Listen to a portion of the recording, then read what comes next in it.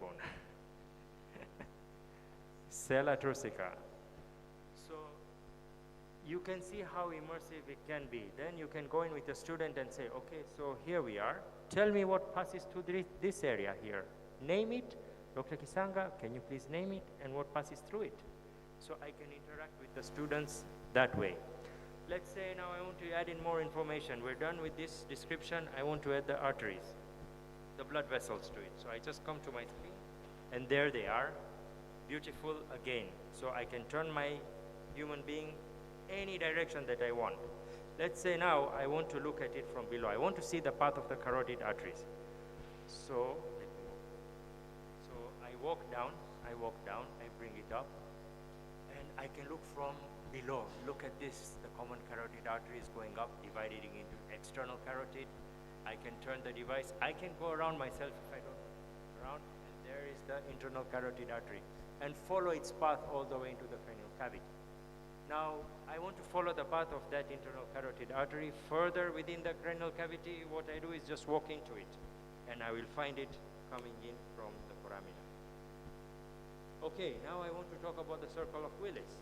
I can begin describing that to the residents, to the students, and I can even point that. So you can see how immersive it can get with, as you get better and better, this tool just becomes as important as possible when teaching anatomy. Let's put in some skin, let's put in some tissues. 1 minute. Let's put in some muscles, and we can go to the area that maybe I'm more conversant with, the groin. So let's say, oh, it has disconnected. Oops.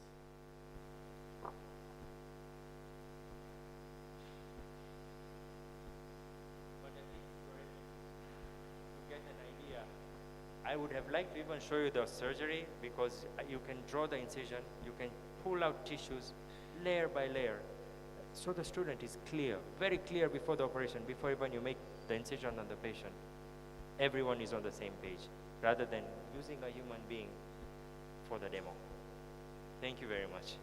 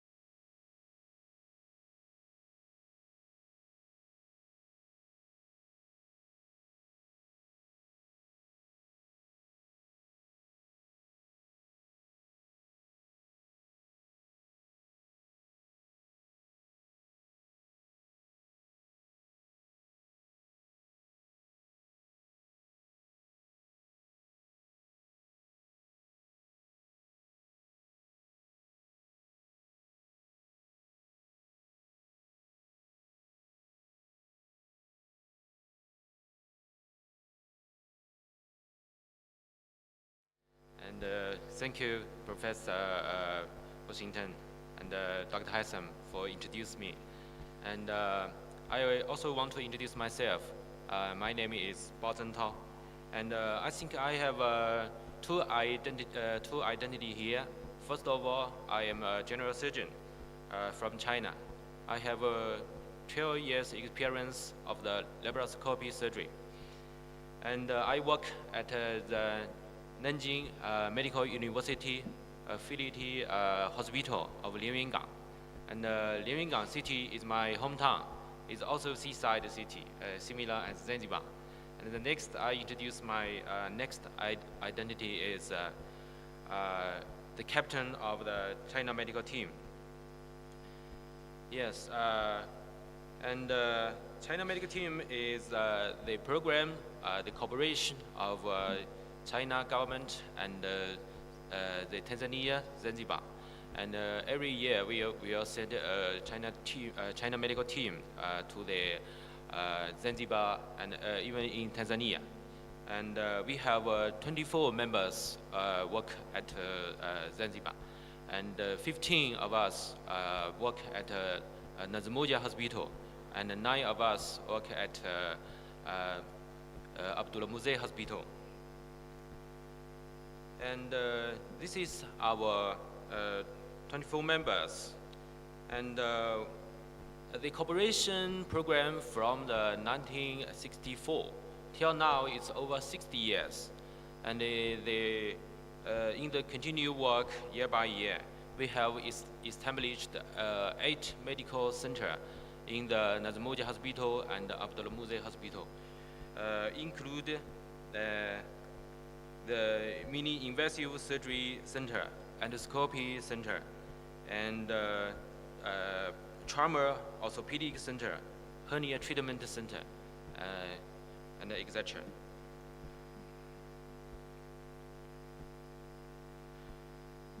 And I also introduced some work of our medical team work through the last September to now. At first, we work with my colleague and also my friends, Haitham, at the Lumumba Hospital. And the Nazmoja Hospital is in the reconstruction, so we have now work at the Lumumba Hospital and the Itimai Hospital and even in the mental hospital. And we have different members there. We have do the surgery is over 1,000 cases. Yes. And the clinic and the traditional Chinese medicine, like the acupuncture, is very welcome in the local people. And we have an anesthesiologist and have the X-ray doctor. We also do the MDT discussion and to choose the critical ill patient. And in the Abdullah Muzey Hospital also do the obstetric delivery.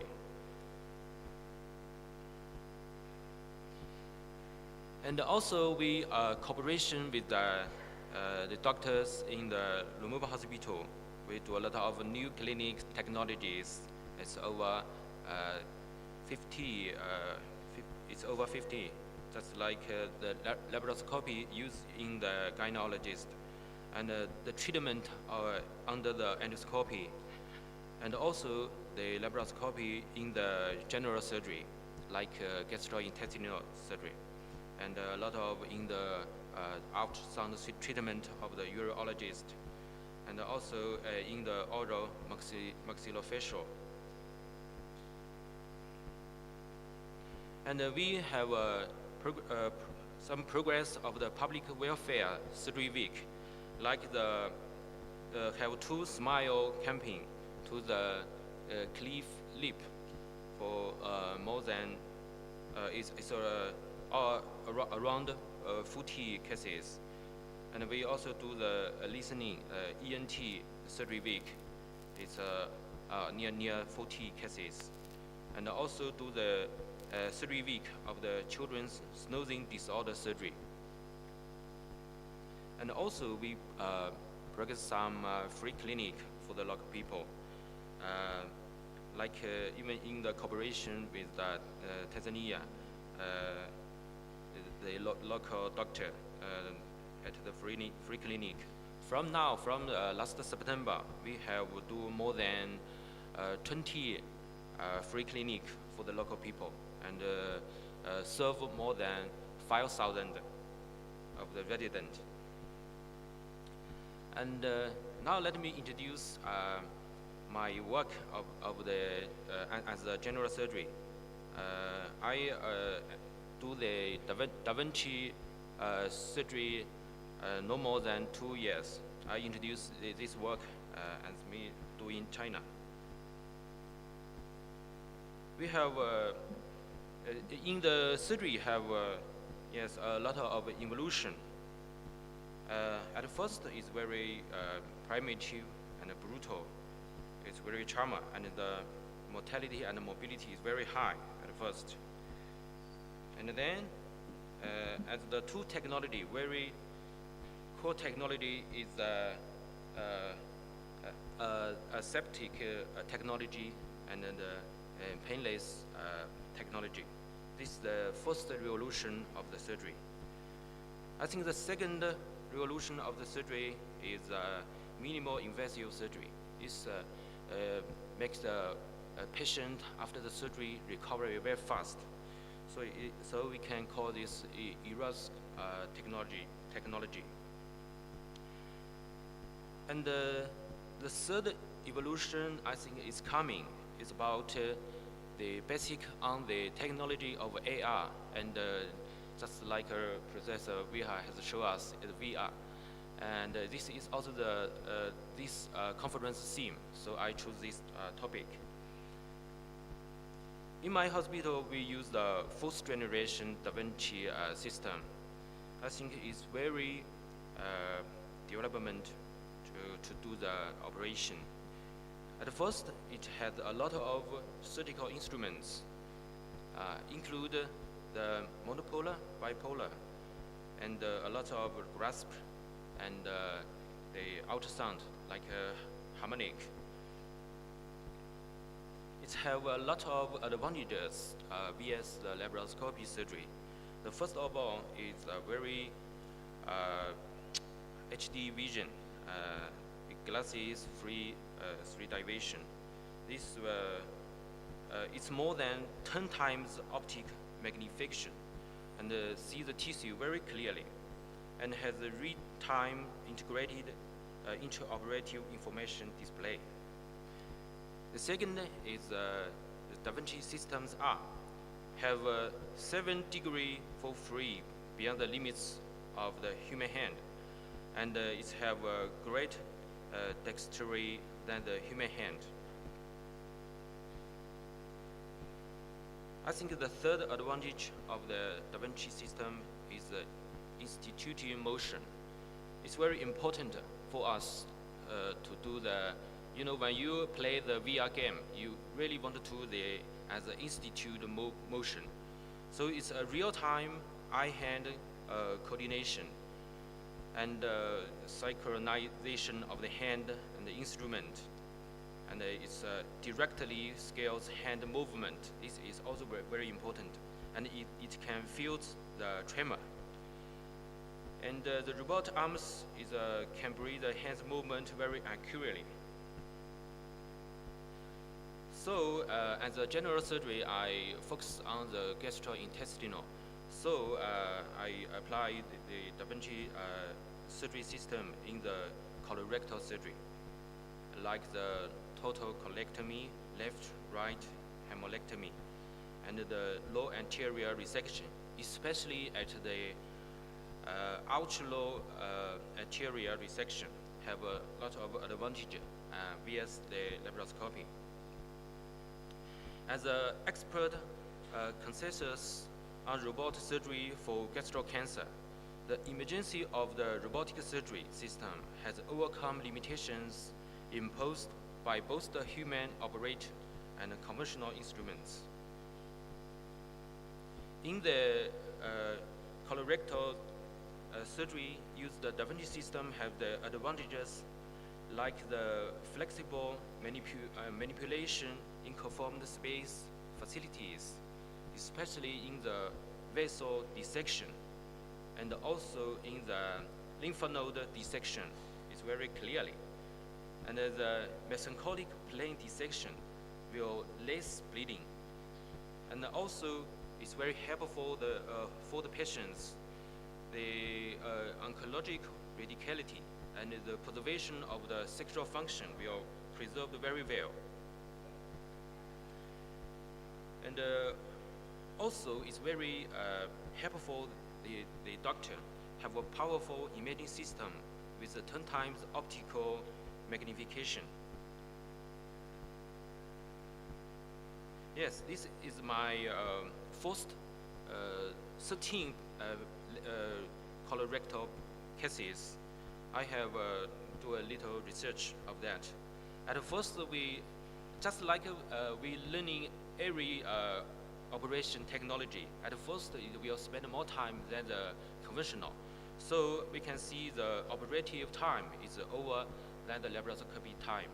But the other aspects like the intraoperative blood loss, abdominal drainage volume, and the time the first flatters post-operative hospital have no significant difference.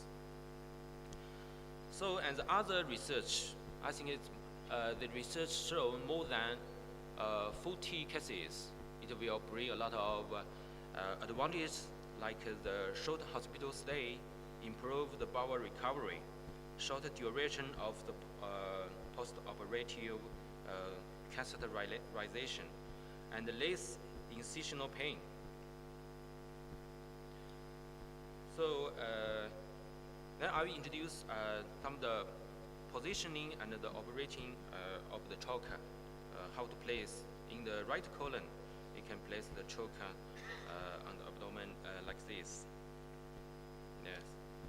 Even it's generally it's at the opposite of what you want to do. If you do the right colon colectomy, you can put the choker at the left side of the patient. This is similar and the laparoscopy. This is a rectum choker placement. Yes. At the last of my presentation, I want to show two videos of the robotic system in the right colectomy and super ultra low rectum.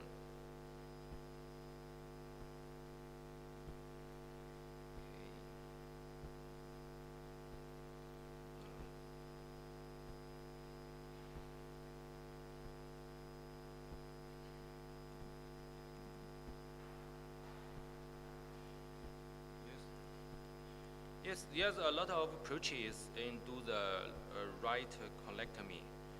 A lot of the laparoscopy doctor, the surgeon want to from the tail side, and some others want to from the medial side to separate the vessel first. I want to combine all of this technology. At first, we from the tail at the distal of the ileum, and we will lift the colon and all the small intestine to the head side of the patient, and lift the gerontofascial and tosfascial. We need to keep the right ureter of the patient. And what we go, my right hands want to use the monopolar of Caesar. It's very useful. We along the toes white line. It's, in this way, it's very small of the bleeding. And this is the duodenum. We really need to protect the duodenum when we do the right colectomy. And just thinning the toes line, you will see everything very clearly. It's magnification of 10 times. You will see every plane, every vessel very clearly. We aside the back of the right colon until to the head, especially the hip plexus of the colon. Yes, then we get to the haptic flex of the colon. And then we come to the duodenum to separate it. After down the tail side, I want to put a gauze as a mark. Then we come to the great omentum to separate the omentum between the stomach and the transcolon. At first, to the left, at the middle of the transcolon.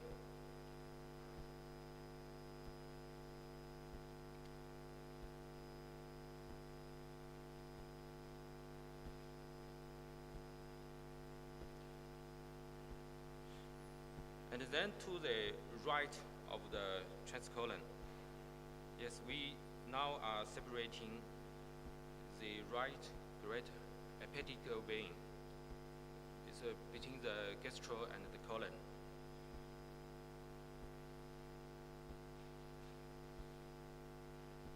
Yes.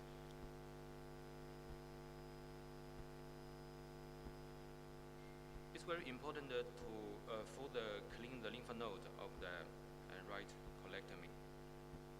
Then we use the clip.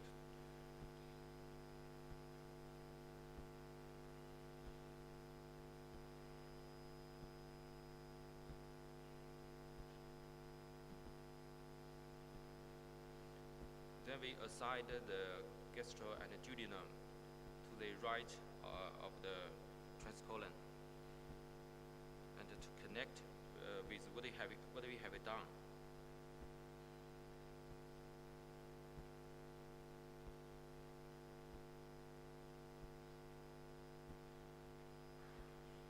It's still very important to protect the duodenum here. And also, I really like to put a gauze as a mark at the head side of the right colon. And now we are going to the third step. It's a very cool step to the medium side. We are separating all the right colon vessel. At first, we find the toes fascia, and then separate it. What we have left by my left hand is the iliac vein. We separate it from the IMV. 3 minutes, okay.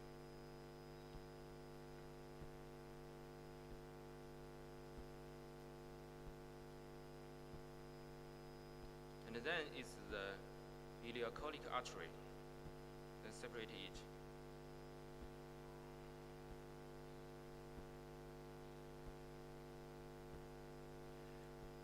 When we finish this, we go upstairs just beside the IMV. In this case, we have find the right colic artery.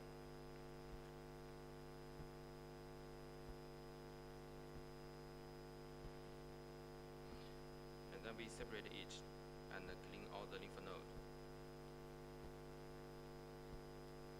And then we go upside at the surface of the duodenum and the pancreas, and to connect with what we have done from the head side.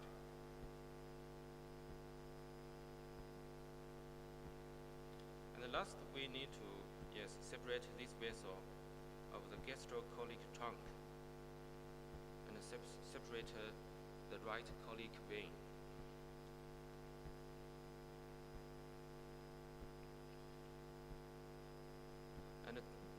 And until now, we have finished separate all the vessel and the whole right colon. And then we use a minimal invasive in the upper abdomen of the patient, and get the cancer colon up, and do a anastomosis of the ileostome and the transverse. That's all what I want to presentation. Thank you very much.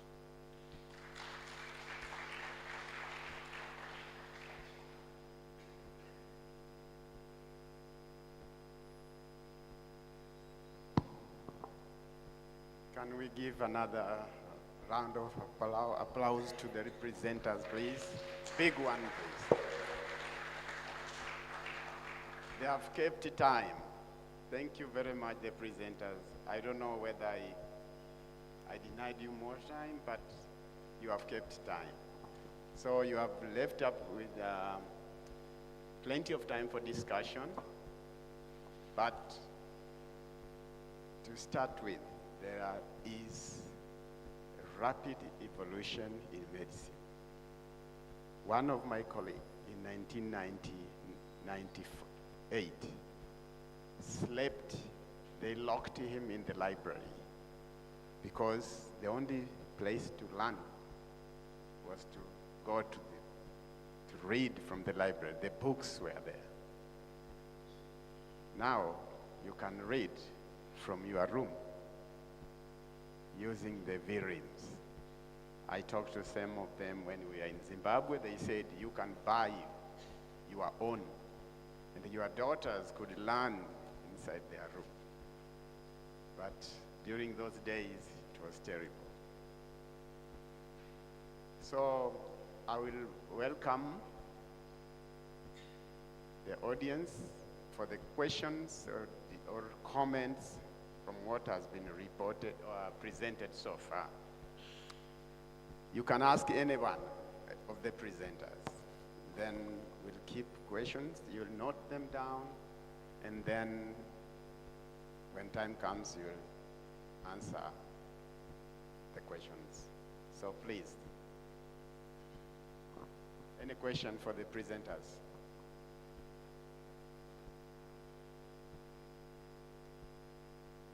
Yes, Dr. Zaituni. Thanks all the presenters. It was really such a wonderful presentation. My question goes to Kotecha. This is really good, but my worry is about availability, affordability in our setup. What do you think about this? Thank you. The cost, and where can we find them? Next question. I know you have some few for the project, but what about if I want my own, Professor? Thank you very much. I have one question for Dr. Bao. The first question is, what are the key differences between XCI and DaVinci 5? And then number two is, if we were to start robotic surgeries in Tanzania, which one would you recommend to begin with? The third question is, do you have the Chinese version of robotic machines in surgery? Is it clear? Okay, 3 questions from Professor Mwasham. Okay. Oh, let me give Dr. Thank you very much for very good presentation. I just want to know from Dr. Bao, DaVinci robotic is becoming very popular in the Western and in China. It is also taking some roots in Africa. But what does it really translate when it comes to a patient in terms of cost? Can you share that so that we are all aware? Is it clear? Okay. Thank you so much for the good presentations. My first question goes to Dr. Kotecha. In the era of telemedicine,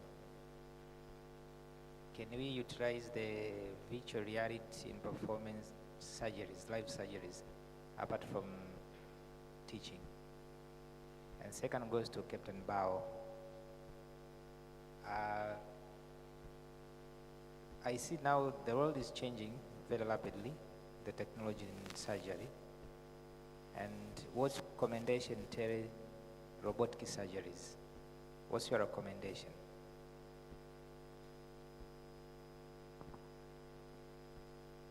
Any other question?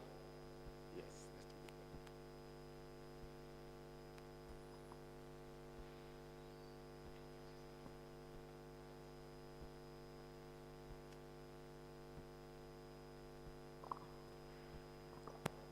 Okay, thank you for the nice presentation. So my question go to Dr. Bao. It's about what are the, apart from the cost, what are the real contraindication of robotic? And does this robotic surgery applies to all ages.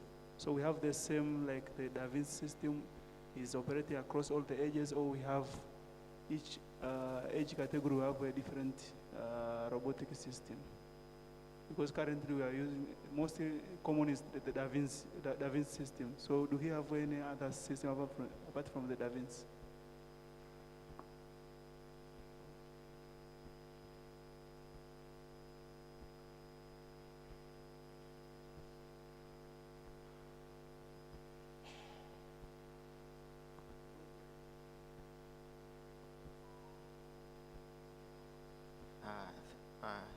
Thank you to all the presenters, but my question was to Dr. Kotecha. I just wanted to know because the technology that you presented actually appears like it's for more of teaching. Like,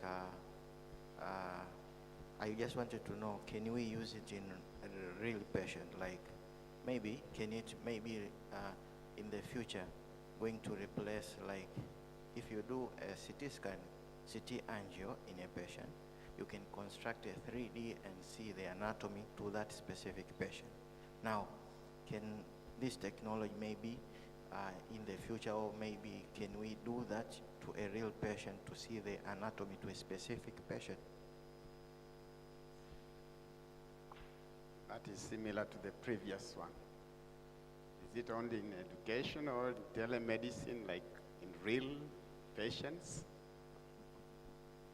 Anybody else, or should we allow them to answer the questions? Yes. Okay, so we are going to use, we'll start with Dr. Kotecha. So thank you very much for the questions. I think we are all privileged to be in this era at this point in time when there is a lot of technology coming out which is aiding us to offer more precise, more concise care to the patients. And I aspire, I believe the same is for all of you, is to give the best care with the minimal morbidity that you can for your patients. For the question, so I would just answer it like that. Budget, if you consider this as an important tool, sometimes it's really difficult to quantify from the medical schools or dean's perspective that what value will it add to the students. It's difficult to document that if I use this, it is going to add value times 10 to the understanding. But there is evidence and there is literature out there when the people have compared traditional versus virtual reality, and Professor Jack Danda has papers published already on that. As far as cost is concerned, it is an expensive tool. The gadget itself within the UK costs £500. And for you to run the software, it is £500 every year. But that is equivalent to one student's school fee at the cost of educating the 200, 300, 400 students that we have, including postgraduate students. So if we look at that analysis, it still feels that it is a device that is affordable within our setup as well. We just need to plan for it within our budgets, and if the hospital or university buys into it, then it is something that I feel is going to change the way we teach. We can record in it videos. Let's say you are doing the needle herniatomy video, laparoscopic one. You can record in it, and it gives you a three-dimensional picture. I wish I could have, I mean, after this, during break time, just have a look at the headset. We have 2 or 3 headsets. We will allow you to put them on so that you can experience it yourself. So if the videos are there, I mean, if all the students are going to see the same thing, like what I put the head on, extend that reality onto a TV screen, everyone will be looking at the same thing. But to have that more immersive experience, every student needs to put it on. It's just a different world. So cost-wise, I think that we shouldn't be afraid. We are investing in laparoscopic towers, which cost 100 million, 200 million, whatever. This is a tool that can cost maybe a lot less, but the impact of it is significant, and it has been demonstrated in literature. Regarding its integration into telemedicine, so for now, the way it is utilized, it is just to extend the reality, to carry out virtual classrooms for educational purposes. I'm not sure if as time is going, will it be integrated or not? Maybe it will. But as of now, the software has the ability to train in radiology as well. They're developing an ultrasound template on it. It's in the primitive phases, it is there. So you can use that handpiece to scan the abdomen, and you may be able to see a kidney, a gallbladder over there, just for the sake of learning as of now. And the last question was, yeah, I think I may have answered it. Blending images from a patient onto the XR system. It is something that is not ready yet. Perhaps in the future it may be, and headsets will be able to do that. But I understand that the radiology stations that are coming up now, the newer versions of CT scans, MRIs, have an additional AI component to it. So the images that can be scanned can be read by an AI and give you a perception of what the image or what the pathology is as far as the disease process is concerned. I hope I'm able to answer all your questions.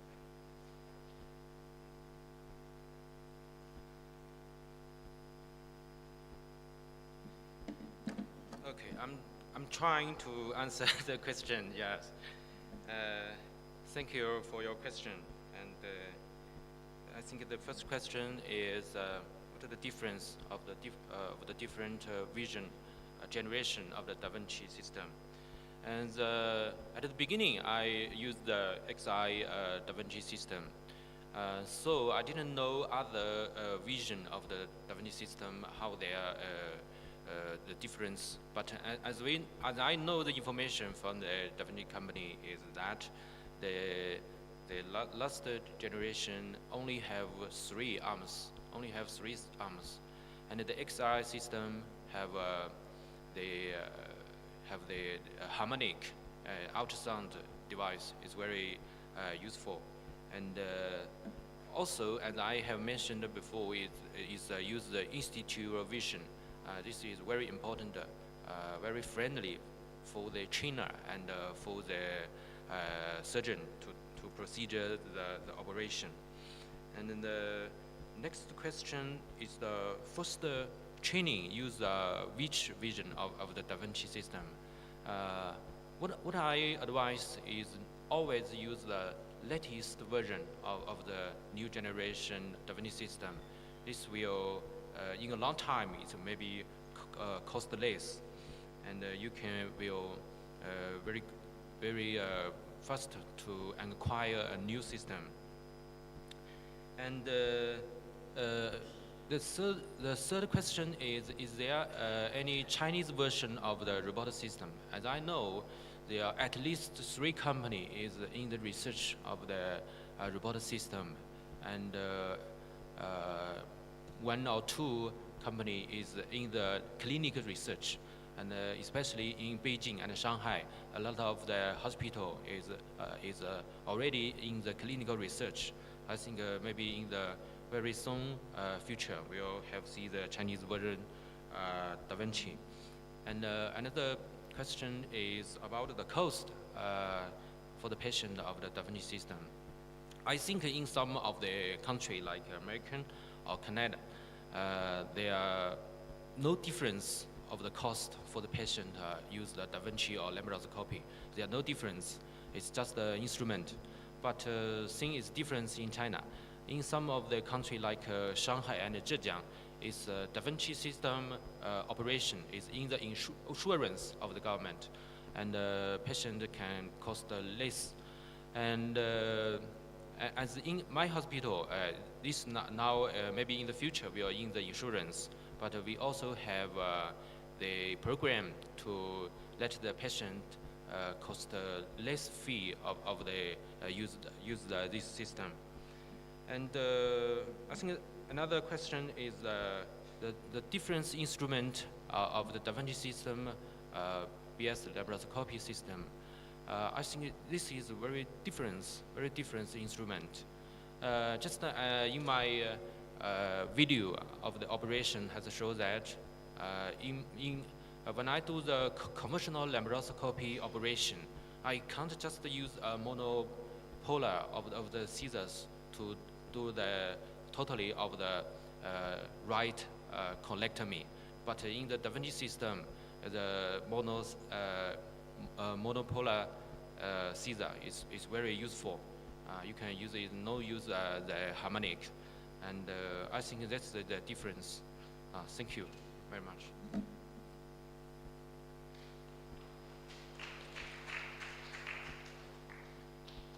Is there anybody who asked the question and it has never been answered? So all questions have been answered. Yeah, thank you very much. Oh, you have an additional question? A comment? So it may be useful just to clarify some things about robotic surgery. There are other robots available. We use an Oxford-based robot in the UK quite a lot, CMR. In terms of costs, it is significant, and the robot themselves cost somewhere between $1 and $2 million, and the disposable instruments cost a lot, and they can only be reused a certain number of times. The robots know how many times they've been used, so you can't just wash them in Sidex and reuse them. So the cost to the patient is a lot, actually. And I think in the era of considering robotic surgery, what's the reality for that in a in a low income resource restrained setting? What advantage does it give over laparoscopic surgery? In all honesty, I think at this stage, probably the most important thing in Tanzania is to develop a laparoscopic program, because once you have developed the laparoscopic program, the robotic program then comes naturally after that, because the approach of the operation between open surgery and laparoscopic surgery is very different. The way you approach the operation is different. But the way you approach the operation laparoscopically and robotically is the same. Thank you. Thank you for that comment. I think our time is over because we are late by 50 minutes already. 50 minutes. And I'm the fan of breakfast. Okay, maybe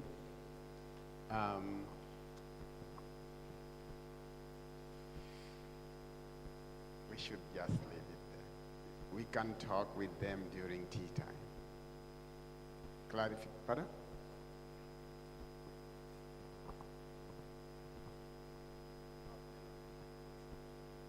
I would like to talk this in Swahili. Nadhani we need now to change our mindset, kwa sababu hawa wagonjwa ambao tunasema kwamba hawezi waka-afford wakiwa Tanzania ni wagonjwa the same wanasafiri kwenda nje kwa the same services. Kwa nadhani na sisi inabidi tuanze kubadilisha mind zetu, kama alivyosema jana mkuu wa mkoa, we need to engage the politicians tuone uwezekano wa kupata hivi vitu kwetu. I'm sure kwamba inawezekana. Thank you. Kila mmoja anaweza kuwa na mind yake, lakini general comment umeisikia, si ndio jamani?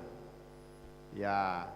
So we end our session right now, and we are going to welcome the next team moderators to continue with the next session, please. For us, you can also give us big round of applauses, please. Thank you.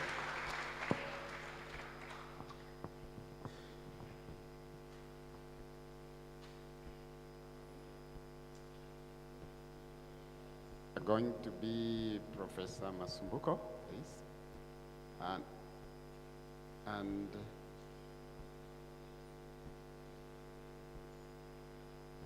and Dr. Anthony Mapande. Yes, please. And the panelists are Dr. Arnold Matemu. We have Dr. Samuel Biabato, if he's around. Dr. Rajab Bakari, Dr. Rajab Msemo, and Dr. Boniface Marwa, the panelists. Pardon?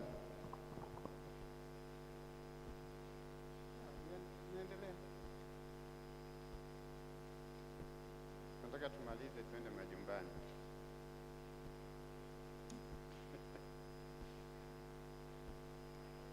The last time I saw the robotic surgery being done, I was asking the chief, why are you not scrubbing? Because it's only the nurse who scrubbed.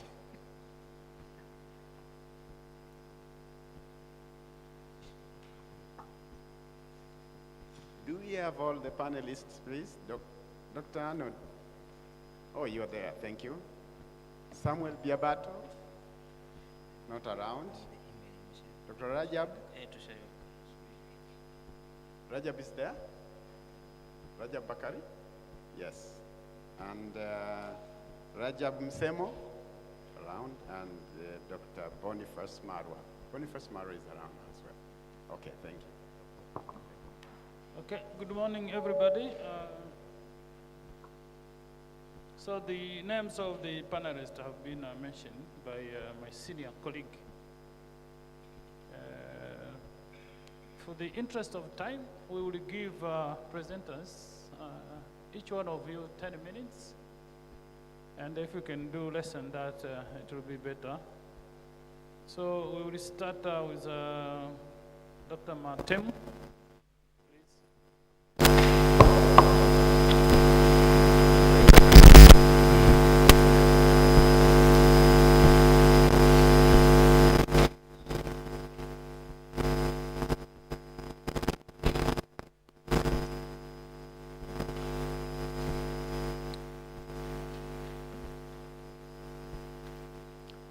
Hello everyone, good morning. My name is Dr. Arnold Mutem.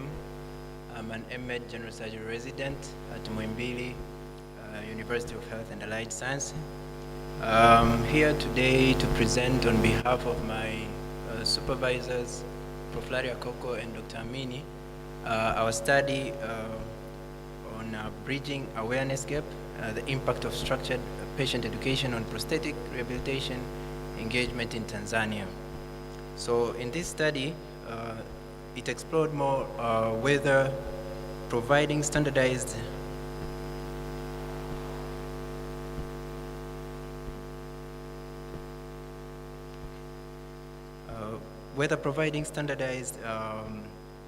patient education can improve engagement with prosthetic rehabilitation among major lower limb amputees.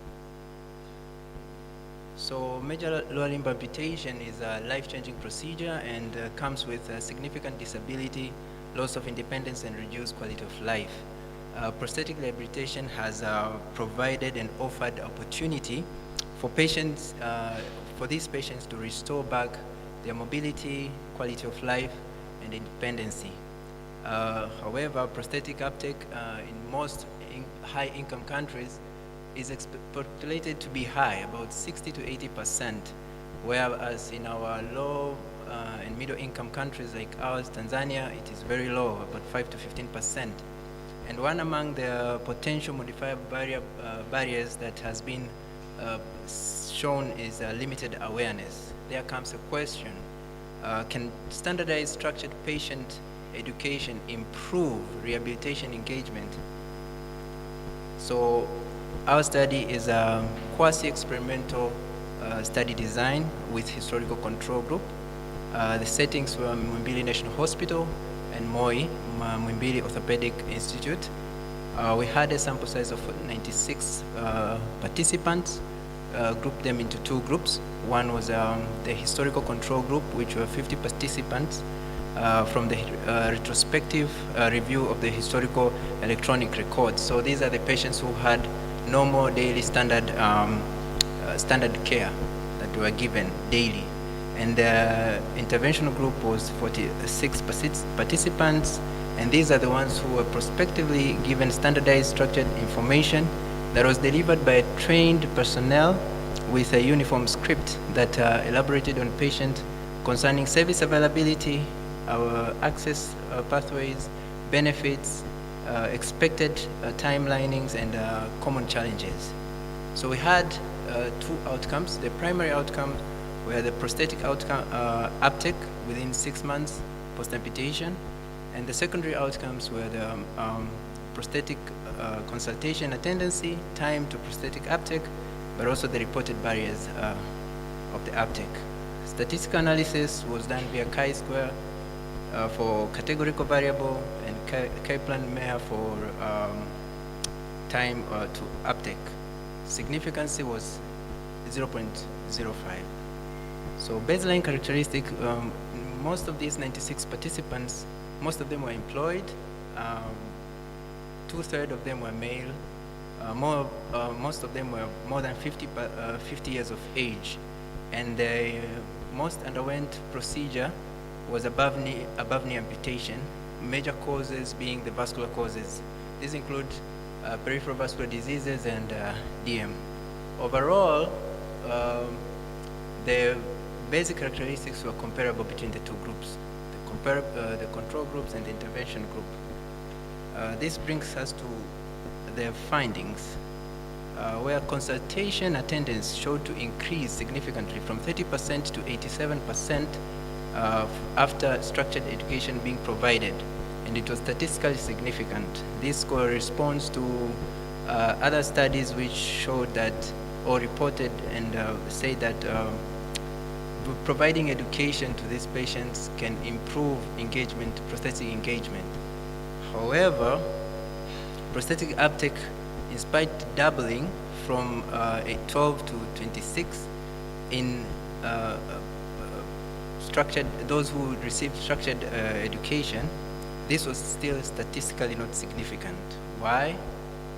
This research suggests that while structured patient education effectively bridges the awareness gap, it's insufficiently as a standalone intervention to overcome multifaceted barriers, hindering prosthetic acquisition in a resource setting, limited setting like ours. And some of these barriers which were reported were high prosthetic costs, which was 70.6%, and lack of family support. And these two barriers took almost 2/3 of all the participants. Time to prosthetic uptake following major limb amputation in the intervention group demonstrated an earlier and greater prosthetic uptake throughout the follow-up. However, this was not statistically significant with a p-value of 0.08. This could be explained by the small sample size we had, but also by the short time we had for follow-up. So to conclude, standardized structured information significantly improves the prosthetic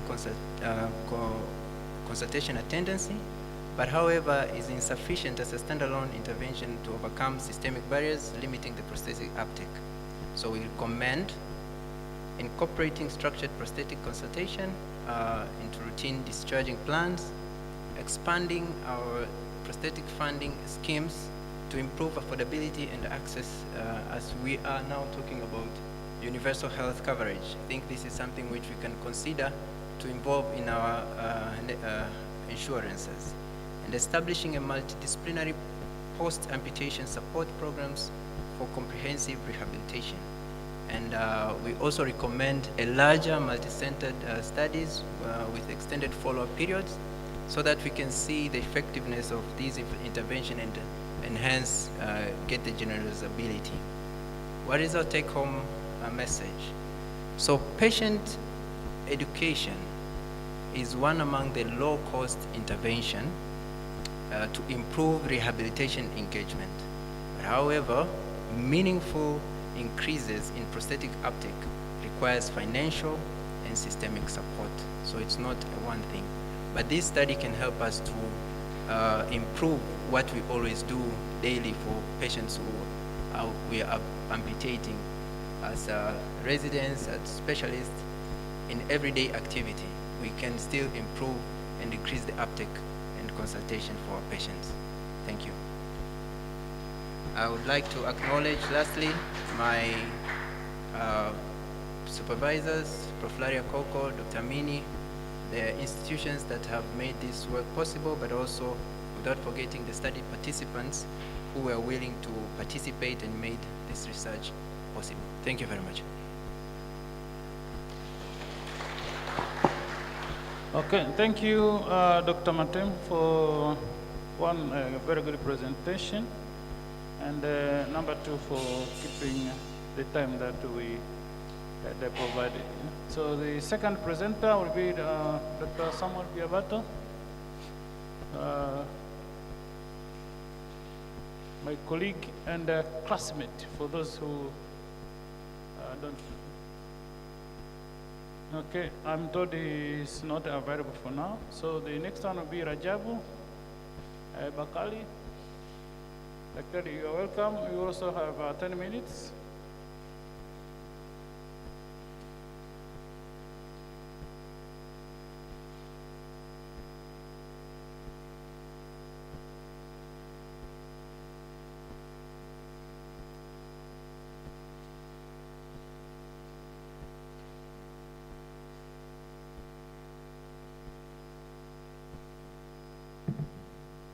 Okay, good morning.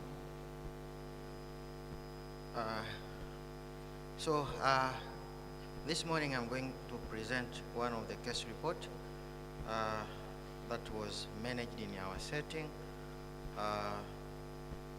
So this was a case of aphonia gangrene and purulent peritonitis as a result of progressing ischiorectal abscess. So, as we know, ischiorectal abscess can rarely progress and beyond the anorectal region, causing the aphonia gangrene, supraelevator extension, and purulent peritonitis. So, the early recognition and the aggressive surgical management are critical in these cases. So, ischiorectal abscess usually, as we know, is originated from the infected anal crypts glands, with the infection spreading through the fascial planes. Rare complications like aphonia gangrene and purulent peritonitis can result from ischiorectal abscess.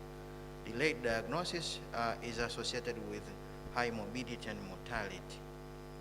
So, I'm presenting to you a 41-year-old male.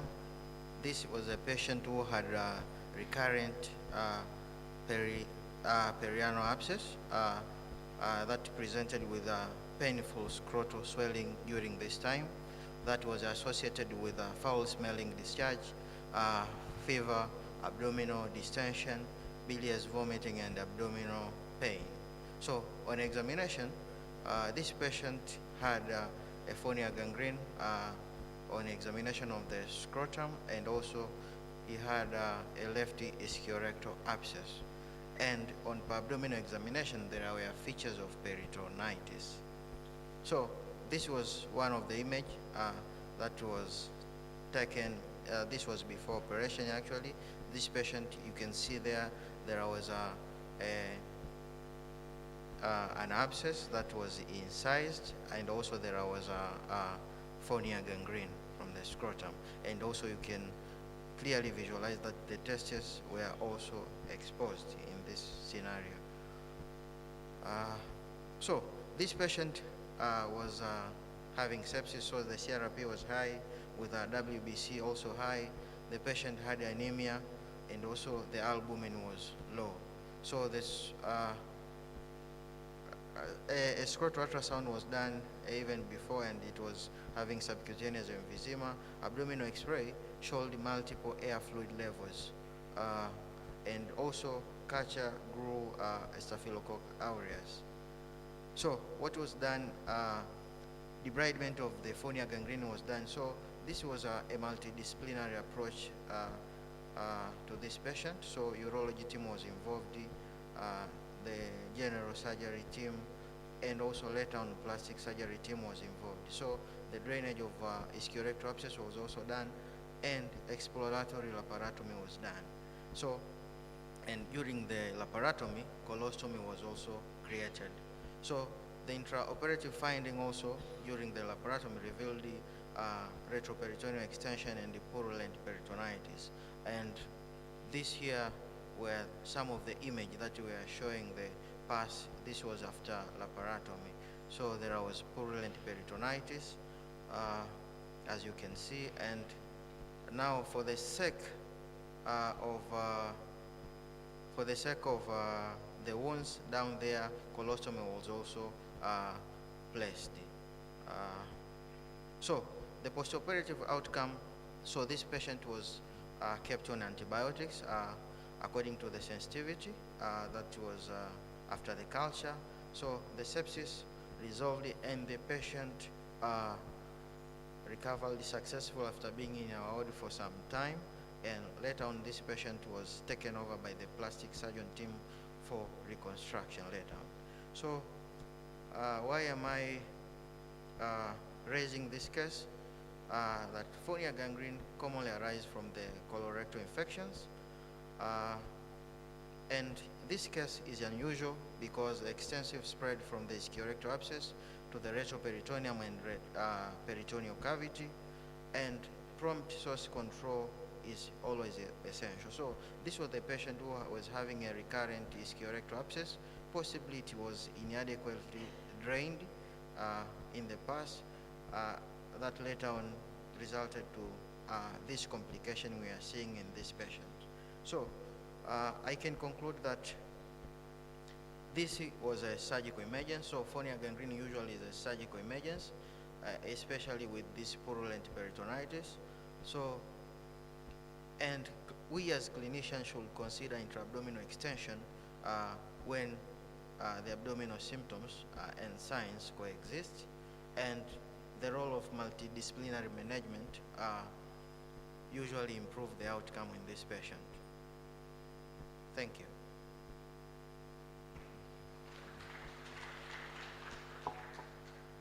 Okay, thank you, Dr. Bakali, for again a very brief presentation of your findings. Now I'm going to welcome Dr. Msemo, Rajabu Msemo. He's going to talk on accidental ingestion of denture in adults, I think. Dr. Msemo, you are welcome, please.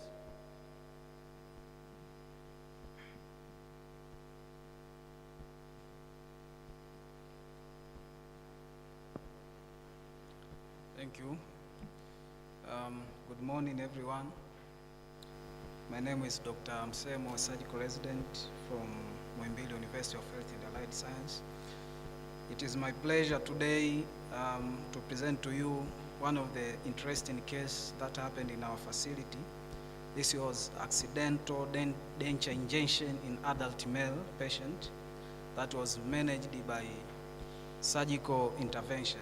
This was thoracotomy and the esophageotomy for denture extraction.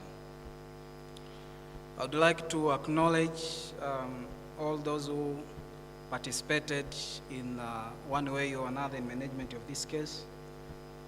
Few are here, but others are not here. Starting the aerodigestive obstruction can be due to many causes. One of them could be a foreign body ingestion. And foreign body ingestion happens commonly in patients who are maybe in a young population, but also can happen in adult population with some of the conditions like neurological deficits. But denture ingestion is again a rare cause of aerodigestive obstruction, especially esophageal obstruction.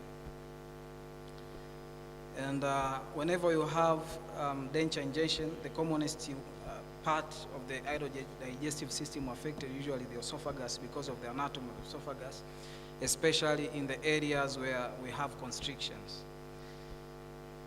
In adult, denture ingestion again is commonly occurring during eating or can happen at night during sleeping, often because of loose denture that has not been taken care of.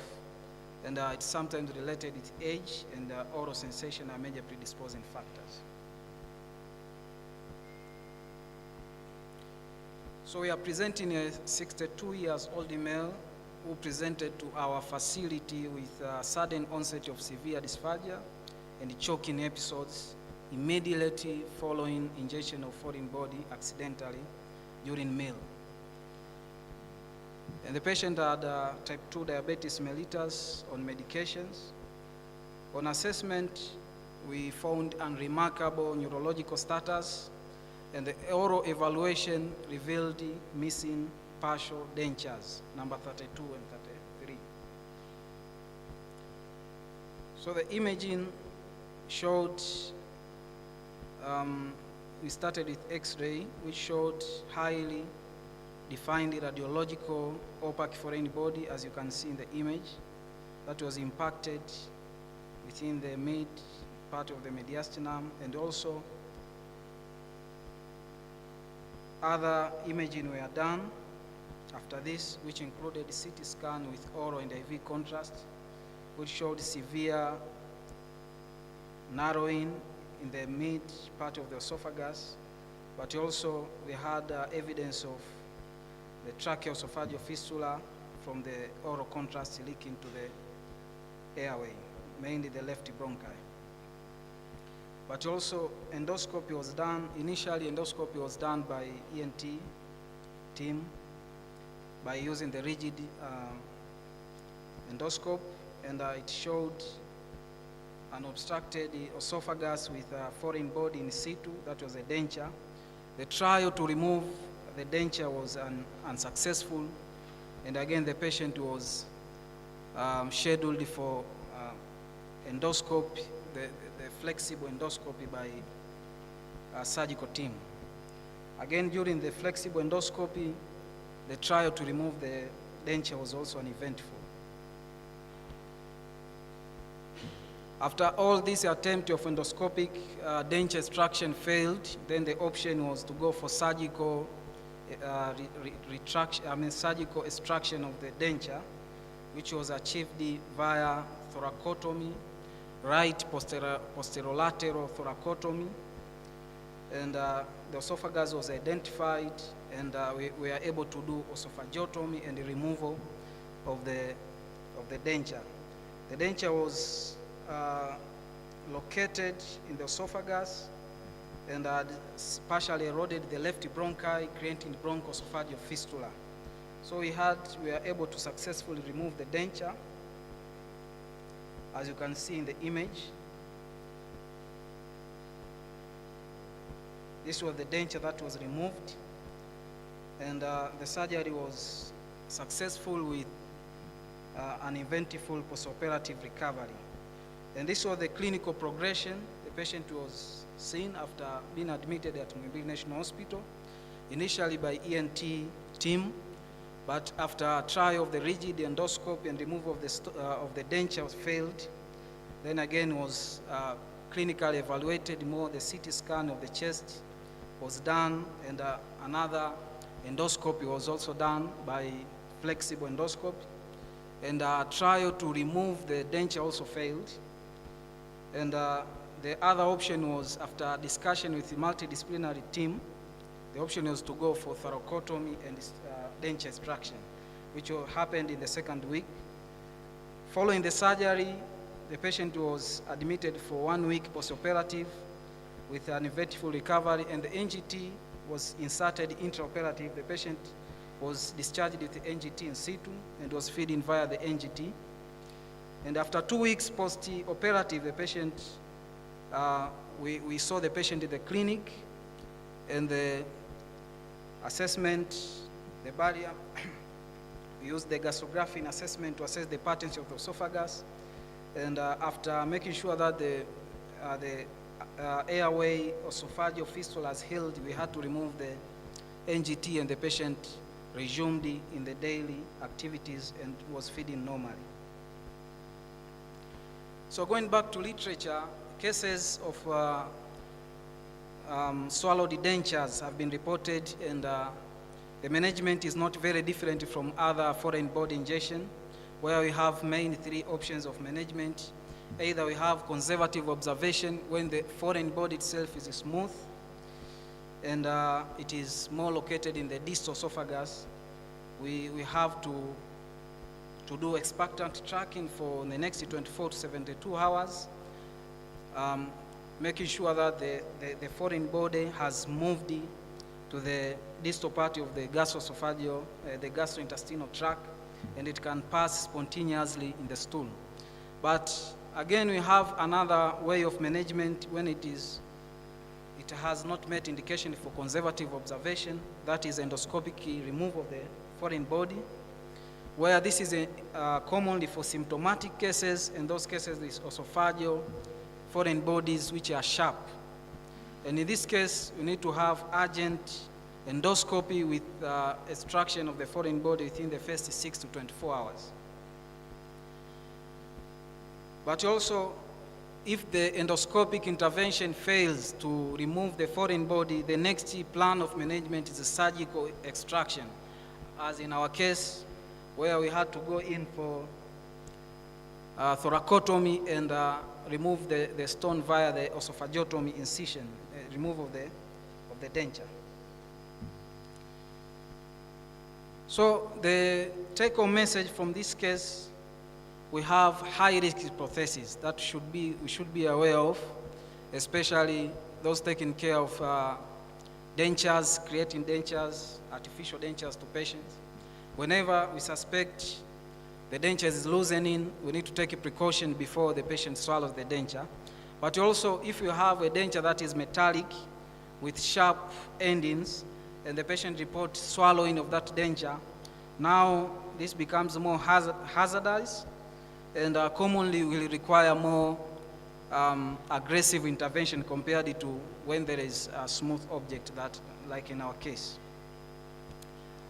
But also, prompt intervention of our patients is also an essential component in management of this kind of patients, because in the course of progression of the disease, these are the patients who will, at the end of the time, they'll end up with esophageal, tracheal, esophageal airway fistula, if not early managed. And as a routine in our case, cases of foreign body injection are usually taken care by the ENT specialists, I think in most of the setting in our facilities. But again, this kind of high-risk foreign body injection, I think they should be taken care all the way from the first beginning when the patient admitted in the hospital and the facility by more specialized people, to especially the surgical team, so that whatever is supposed to be done should be done as early as possible before the patient develops complications. But again, we cannot overemphasize on the role of the multidisciplinary team in management of this patient. At the time when the ENT people failed to remove the stone, then they had to consult the surgical team. When the patient was discussed in a multidisciplinary meeting, and the decision was to remove the stone via thoracotomy. And this helped the patient, as we saw after 1 month post-admission, now the patient had no any other dysphagia or choking that was, could be even not well managed if the patient could remain not managed as a multidisciplinary team. Saying so, this marks the end of my first presentation.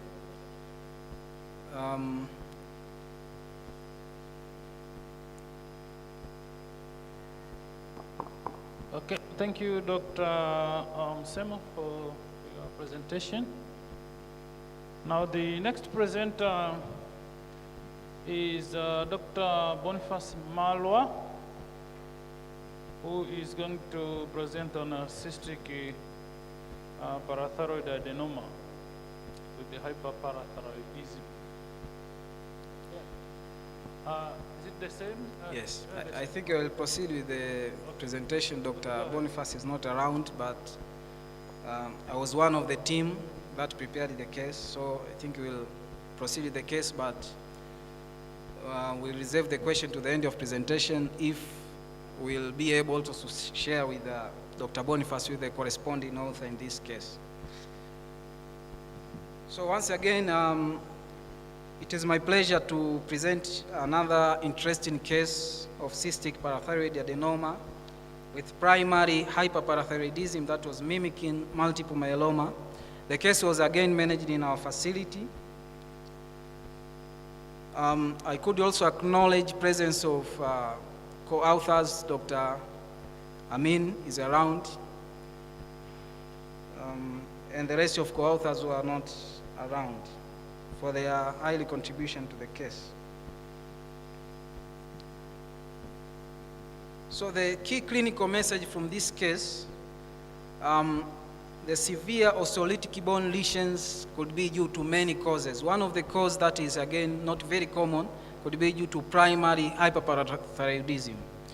And in case of primary hyperparathyroidism, as we all know, that the parathyroid hormone is also responsible for reabsorption of calcium in the GIT, but also increasing osteolytic activity in the bone, so that to increase the amount of calcium in the serum.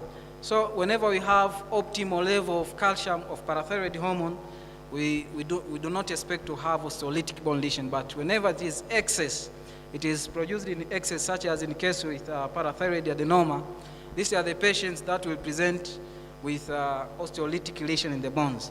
But because, again, we have so many other causes of osteolytic lesion, we tend to delay making diagnosis of primary hyperparathyroidism. That, like what happened in our case, because, again, these are the patients that will first present to the orthopedic surgeons because of trivial injuries and pathological fractures. And again, you find they take a long time before we start establishing, because we have other causes of osteolytic bone lesions commonly occurring in our setting and the advanced age, like multiple myelomas and metastatic bone lesions that can also happen in most of our patients. So parathyroid, primary hyperparathyroidism as opposed to secondary hyperparathyroidism, the origin of parathyroid hormone is again from the parathyroid gland. So you have a pathology in parathyroid gland that increases the level of parathyroid hormone in circulation.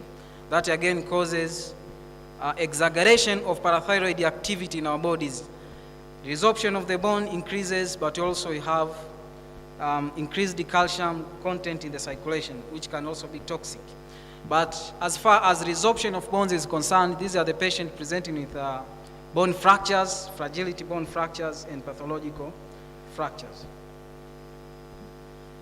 The condition that can be due to hyperparathyroidism causing a severe bone disease is known as osteoitis fibrosa cystica and pathological brown tumors.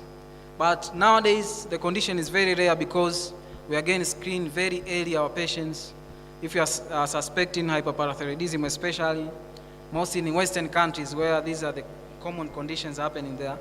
So they are easily screened early in the disease, and the diagnosis is made early compared to our facility. Again, parathyroid adenoma could present in several forms. One of the forms that is, again, very rare is cystic form. Most of this will be present in the solid parathyroid gland. So we are presenting a 45-year-old female who presented to our facility with a debilitating 3-month history of progressive lower back pain, accompanied by sudden right upper arm and bilateral hip pain, following minimal low energy movement. The patient was initially managed in orthopedic institute before we saw the patient in surgical department.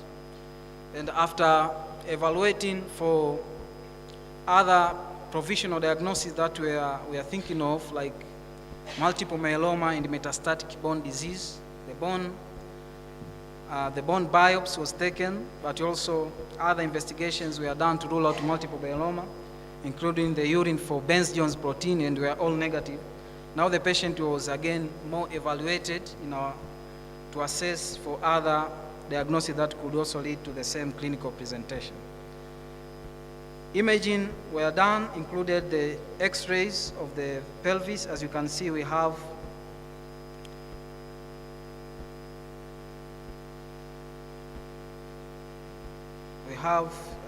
multiple fractures. They're like patrochantric fracture, and we have the femoral neck fractures. We have the fracture of the surgical neck of the humerus on the right side. But also, there are multiple areas in the MRI in the vertebral bodies showing osteolytic vertebral marrow signal abnormalities, and some pathological fractures also in the thoracic spine. So where all of these imaging findings were consistent of most of the common clinical presentation of multiple myeloma and metastatic bone disease. But after further endocrine evaluation, the patient was found to have very high elevated serum parathyroid hormone going up to 2,300 with the upper limit of 80 picograms per mil. So from this finding, again we went to assess metabolic panel, and serum calcium was found to be elevated, the phosphate was borderline, and normal serum kappa light chain and serum lambda light chain, which were done to rule out multiple myeloma. So these are the findings which are consistent with primary hyperparathyroidism to the patients. MRI was done, cervical MRI, which showed again left thyroid lobe that was enlarged, measuring 2 by 2 centimeter. But also we are not able to do the more specialized tests like 99 technetium systemic scintigraphy. That could also be very ideal in this patient to assess whether the parathyroid glands were involved or not. And the plan was to plan the patient for surgical intervention. That was because, again, the thyroid hormone, the thyroid gland was the one which were seen to be enlarged. We planned for thyroidectomy. And intraoperative, as you can see in this image, the thyroid gland were seen almost normal, but we had areas, the nodular areas on the right thyroid gland, which were adjacent. There were clear line demarcation between the thyroid gland and the tumors. And enucleation of the mass was done, and the tissue was taken for histopathology assessment. And the tissue histology specimen revealed features of parathyroid adenoma. And again, the patient was to be managed by orthopedic team for pathological fractures, and we kept on follow-up of the patient with the parathyroid hormone assessment, which was normal postoperatively. From this case, we get the following diagnostic insight. Sometimes in this case, we find patients presenting with brown tumors. That is due to hyperparathyroidism, and this presenting with severe osteitis fibrosa cystica that can cause lytical focal lesions, which are brown tumors. But knowing exactly whether the parathyroid glands are involved or not involved, from the literatures, we need to have the technetium 99 sestamibi scintigraphy scan that can specifically assess the parathyroid gland for their involvement, so that we know this is due to parathyroid gland tumor. But also, there is another way that we can be able to assess intraoperative parathyroid hormone. This is one of the modalities that is very important when we are managing parathyroid adenomas. Taking intraoperative measurement of parathyroid gland is essential, so that to know if we have achieved the clear excision of the tumor. This is the end of my presentation. Thank you all for listening, and I will welcome for questions at the end of the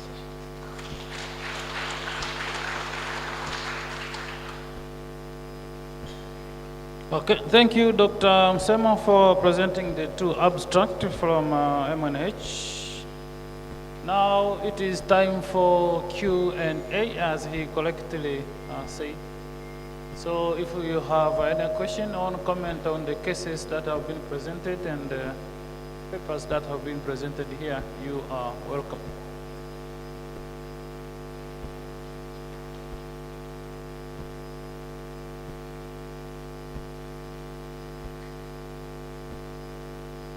Okay, so we start with Dr. Ida, and then Dr. Costa, and then Chief Mbele. First four, and a fourth person. Okay, and then Chief Kisanga.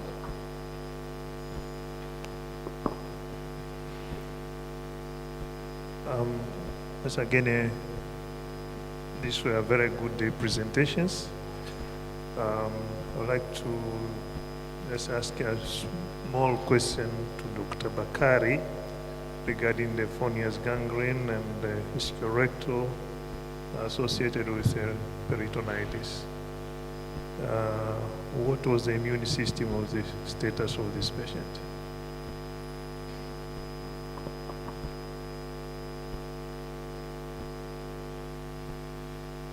And then Dr. Ali, please note the questions and then we shall go for the answers.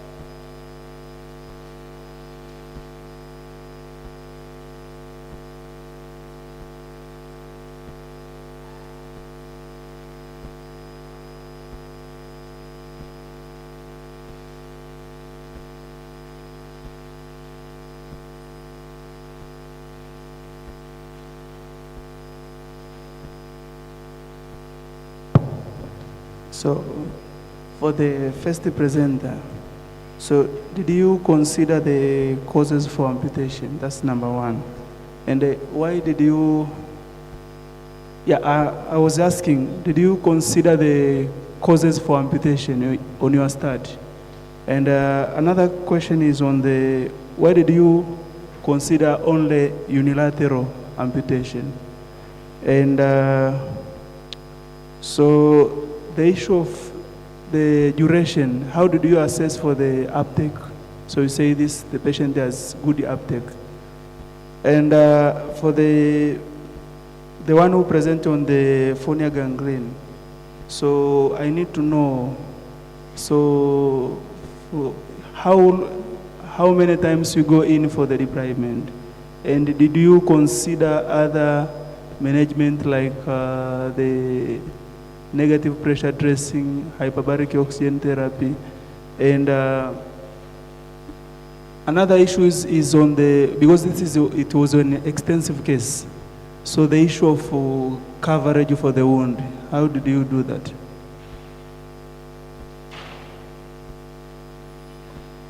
The next is Dr. Costa. Chief, you will go the second round. Okay.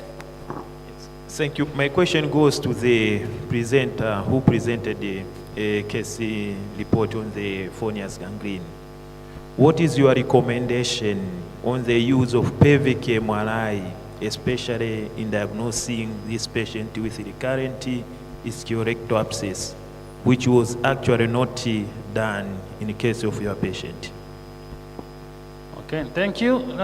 We can go now to Dr. Mbele on the other side.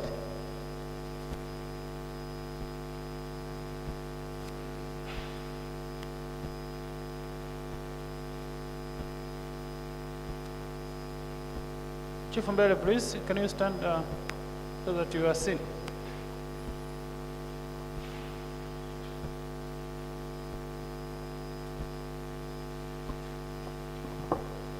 Thank you very much for all presenters. Well done. I just want to ask a few questions. Number one,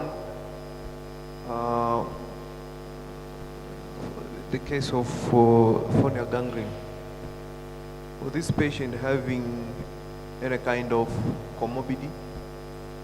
Because commonly you see patients with those patients having diabetes mellitus or other comorbidity like HIV. Chief Mbele, mimi mwenyewe sikusikii unachouliza. What I'm asking is, was this patient having any kind of comorbidity? That's number one. Number two, I'm interested with the sequelae of the patient, the outcome of the patient, which probably I did not hear well. And was the plastic surgeons and other team involved in management, specific in repairing the scrotum and the other kind of surgery after extensive splenectomy and whatever kind of surgery which was done to the patient? Okay, thank you. So we go for the answers for these first 4 questions. There are multiple questions, but there are 4 participants. Okay, go ahead.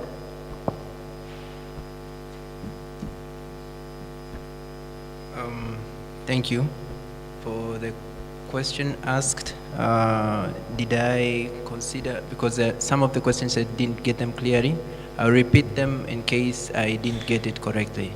The first question was, did I consider causes of amputation in my study? Yes.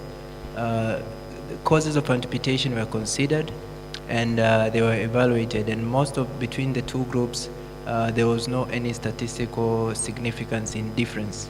So the major causes of amputation included were peripheral vascular diseases and diabetes, which were grouped as vascular causes, and the non-vascular causes were the trauma and malignancy in case. That is how we group the causes. And another question was why I considered only unilateral amputation, right? If I'm correct, if that is the question, we consider unilateral amputation because with bilateral amputation, there is significant changes with the rehabilitation. Considering this is a patient who has both limbs off, we expect most of the times even the prosthetic uptake for them is not going to be the same. And also for the homogeneity of the study, we considered, because one can be having bilateral amputation with one below knee and another above knee. These are patients who will never be able to be the same with a patient who has bilateral amputation in the above knee. So it could not have, or the study could have heterogeneity in this area. So that's why we considered a unilateral amputation. And the last question, I really did not get it clear. I'm sorry. If you can repeat the last question. It was not clear for me. I think these were the two main questions on your part. Okay, thank you.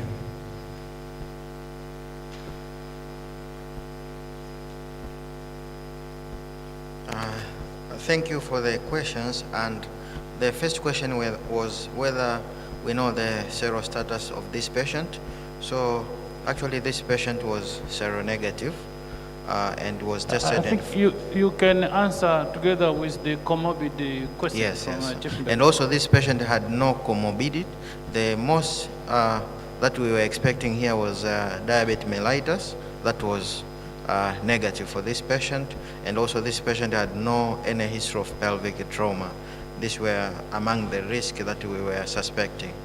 And regarding the dressing modalities that were asked, unfortunately I could not hear the first question from the one who asked, but the modalities of dressing for this patient, we were doing usual dressing. We did not do the vacuum or hyperbaric dressing for this patient.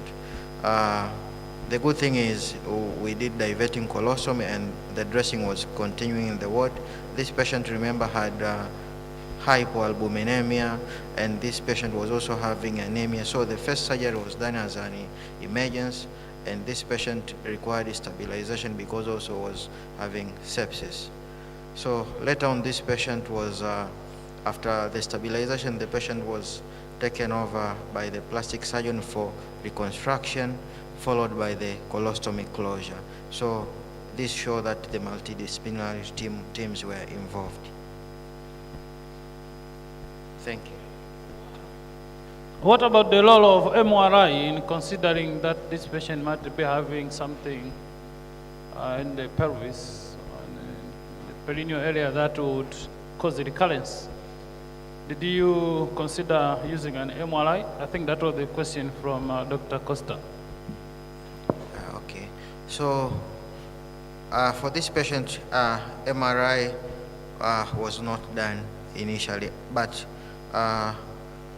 during the first surgery, the drainage of the abscess was done adequately.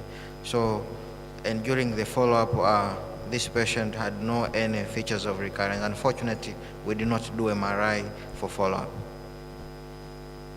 Okay, so I think the message here is we have to consider these extraordinary causes and unusual causes of ischial rectal abscesses that may recur in the future. So you may go and do some workup. Okay, Dr. Amsemo, do you have any question? You didn't get any question? Okay, so thank you for the first round. We are going for the second round. We'll start with Dr. Komba and then Madam Maidia here. Yeah, thank you. I just have a comment or some remarks on what Dr. Msemo has been presenting about the first case on the accidental injection of the denture. So I have just two things to highlight. I was part of the management of this patient. The first thing is that when you have a foreign body in the esophagus, it's unlike the foreign body in the trachea. So there is that, if you fail to retrieve it, there is that temptation to push it beyond the esophagus. So that should not be, that temptation should not be entertained when it comes to foreign body in the esophagus. Because most of the time, I think in your practice, most of us have met the cases that have been complicated because of we meet a lot of complication because of the pushing the foreign body beyond in the esophagus to the stomach. So a lot of injuries and the surgery is very complicated. So that temptation, because the patient is dysphagic, the temptation to push the foreign body, in this case, somewhere else before the patient being referred to Muhimbili, they attempted to push it beyond the esophagus. So there are a lot of injuries. So it's unlikely from the foreign body in the trachea, because if a foreign body in the trachea, if you fail to retrieve it, it's advised that to push it beyond the carina so that the patient doesn't have complete obstruction of the airway. But the other issue is that sometimes when you have a foreign body in the esophagus, and the images are clear that they can show the configuration of the foreign body, you may start straight away for surgical intervention, either thoracoscopic or open, rather than attempting to retrieve it. In some selected cases, if you have a configuration of the foreign body, and attempt to remove it will cause more damage to the airway or the esophagus. So that the first thing can be considered. In some selected cases, you can go straight thinking of surgical intervention, either thoracoscopic or by open approach. Okay, thank you. This is a very unusual case of swallowing something so much big. Was this patient anesthetized during the accident? Was the patient drunk or the patient anesthetized? What was he doing that led to the swallowing of such huge substance? You will answer that as you respond to other patients. Karibu. Okay, thank you. Mine is just an advice to our young surgeons. When you take photographs in a surgical field, this is something which I saw yesterday and today. Make sure that your field is as clean as possible. Please don't put in your blood-stained fingers, gloves, or blood-stained gauzes. Try to use instruments to show the lesion you want to be visualized. And if you have to put in your fingers, then make sure that you wear clean gloves. But try as much as possible to avoid it so that your photographs looks nice and clean. Okay, so we call them academic photos. Academic photos. Okay, any other additional question? Yes? Additional other two, then we will be done with this session. Okay, thank you for the presentations. My question goes to Dr. Bakari on the issue of phonia gangrene. I think you presented well, and at the end, you handed the patient to plastic surgeons. Now, my question is just a very simple question. Is scrotum belong to plastic surgeons or to urologists? And why did you handle the patient to urologists more than a plastic surgeon? Okay, I think that is the last and the only question for this second round of questions. The rest we can continue discussing with the presenters outside. Okay, so do you want to respond to the last question, please? The rest were advices and clarification on the cases. Natosha moja hilo, sio? Anasema hajasikia the last questions. Sometimes there are a lot of reverberations here, and I want to accept that you had no problems in articulation. The question is very simple. Is scrotum belong to plastic surgeons or to urologists? That's the question. Who owns the scrotum? Is it the urologists or the plastic surgeons? That is the question.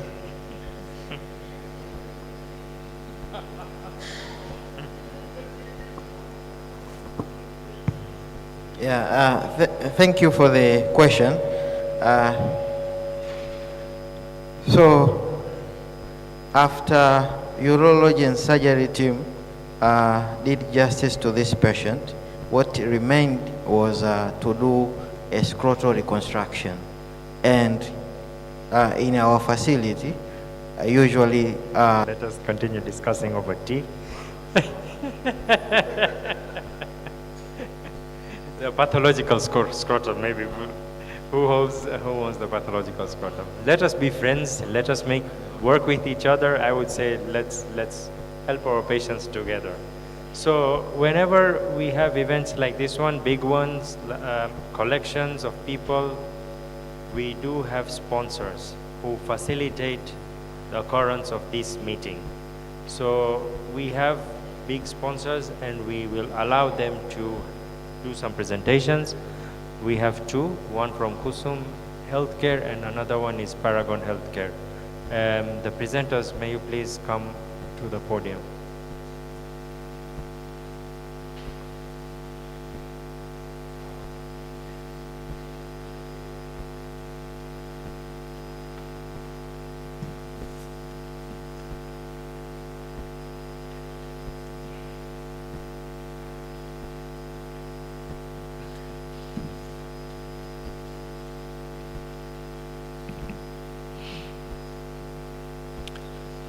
Habarini za asubuhi madaktari.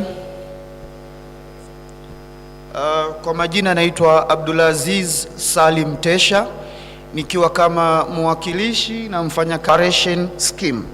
So my first product kwa leo inaitwa Neurocobal. Neurocobal ni brand name, lakini dawa yenyewe ni methylcobalamin. Dawa hii ni kwa ajili ya wagonjwa wenu wote wa peripheral neuropathies. And neuropathy inayozungumzia hapa ni ile ya tingling, numbing sensation, yani ganzi. So it is indicated to all types of peripheral neuropathies. Tunafahamu ni mnafanya surgeries and these are cases are very common to you.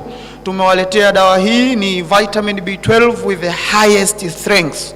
Na wote ni mashahidi kwa sasa, mgonjwa ambaye ana tatizo la peripheral neuropathy tunahitaji kumpa kiwango cha kutosha cha methylcobalamin, which is 1500 mcg that is given on daily basis. So for Neurocobal iko na strength ya 500 mcg, mgonjwa wako atameza 3 times a day. Na dozi itakwenda mpaka wiki 12 ambayo ni miezi mitatu. Na we say kwa nini tunampa 3 times a day na kwa nini ameze kidonge cha 1500 kwa siku? The reason is because mwili wetu unaabsorb methylcobalamin kwenye ileum kupitia intrinsic factors. Na zile intrinsic factors can only bind some amount. So ili kutrick mwili lazima dozi iwe undivided dose ili mwili uweze kuchukua kiwango kikubwa. Na hii ndo tunafahamu inahusika katika kupromote morphological recovery na injured nerve tissue. So my second product is called Lafix. Lafix ni brand name, lakini dawa yenyewe ni Lonoxicam. Na hiyo ni presentation ya Lonoxicam. Ni pack ya vidonge 30 na kidonge kimoja kikiwa kina strength ya 8 mg. Dawa hizi mmekuwa mkizitumia sio ngeni, so tumewaletea the latest generation.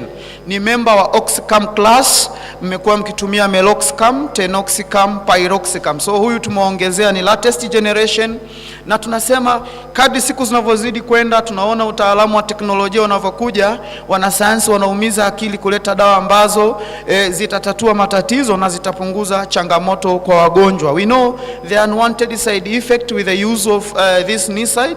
So hii imekuwa primarily developed kwa ajili ya kupunguza hizi unwanted side effect. Na ukicompare in terms of potency, Lonoxicam iko na 10 times potent than Piroxicam.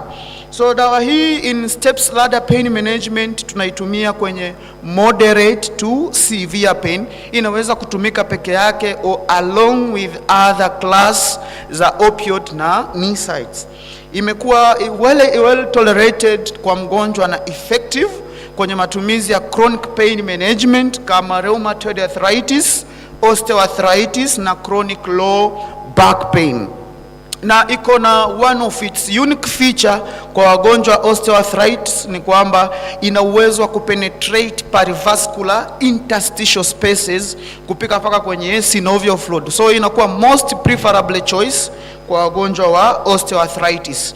Na pia vile vile inatumika as a postoperative pain. Baada ya kufanya surgery, unaweza pia ukaitumia kurelieve pain kwa mgonjwa.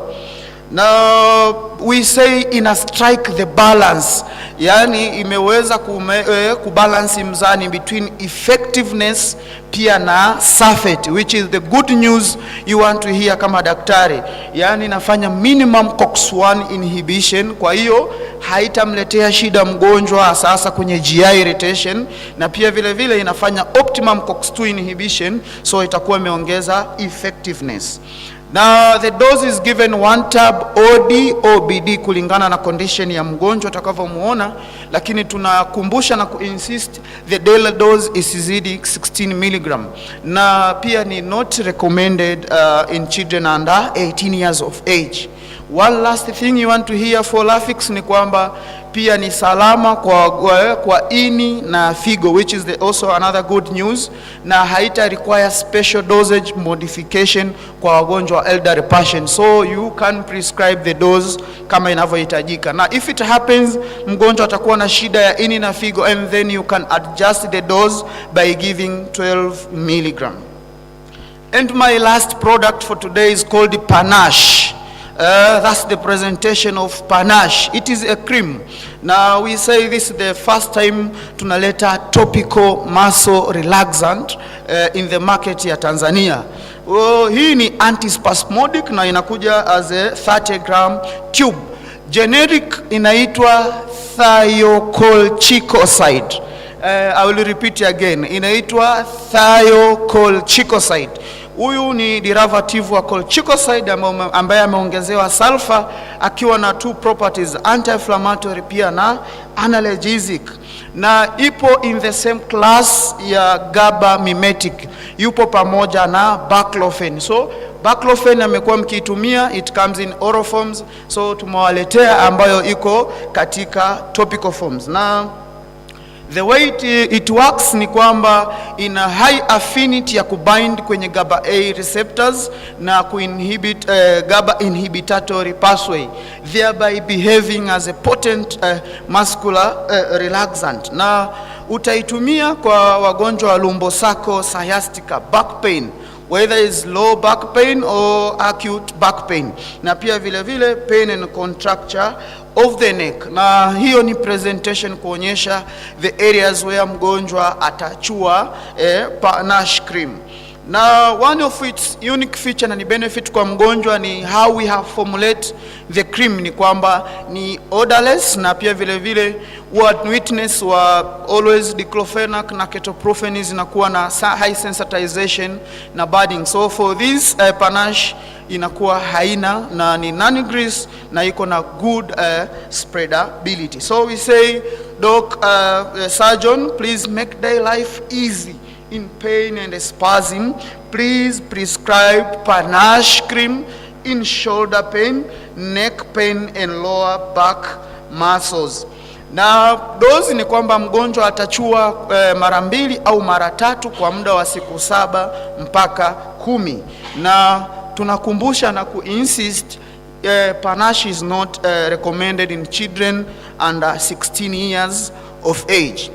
Sasa kufikia hapa, mimi kama balozi wa Kiswahili fasaha ningependa kusema wabadu wakataba ufakir na baki nikiweweseka kiwenda wazimu. Asanteni sana kwa kunisikiliza.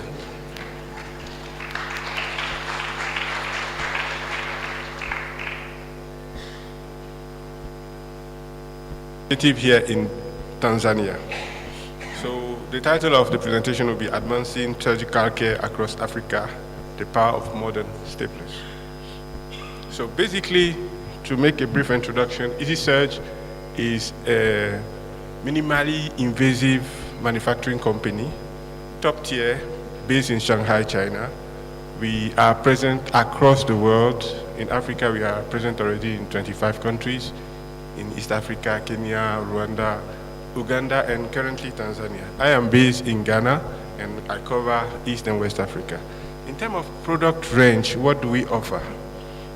So basically, EasySearch specializes in minimally invasive surgery with focus on surgical stapling for laparoscopic, open surgery portfolio, energy platform.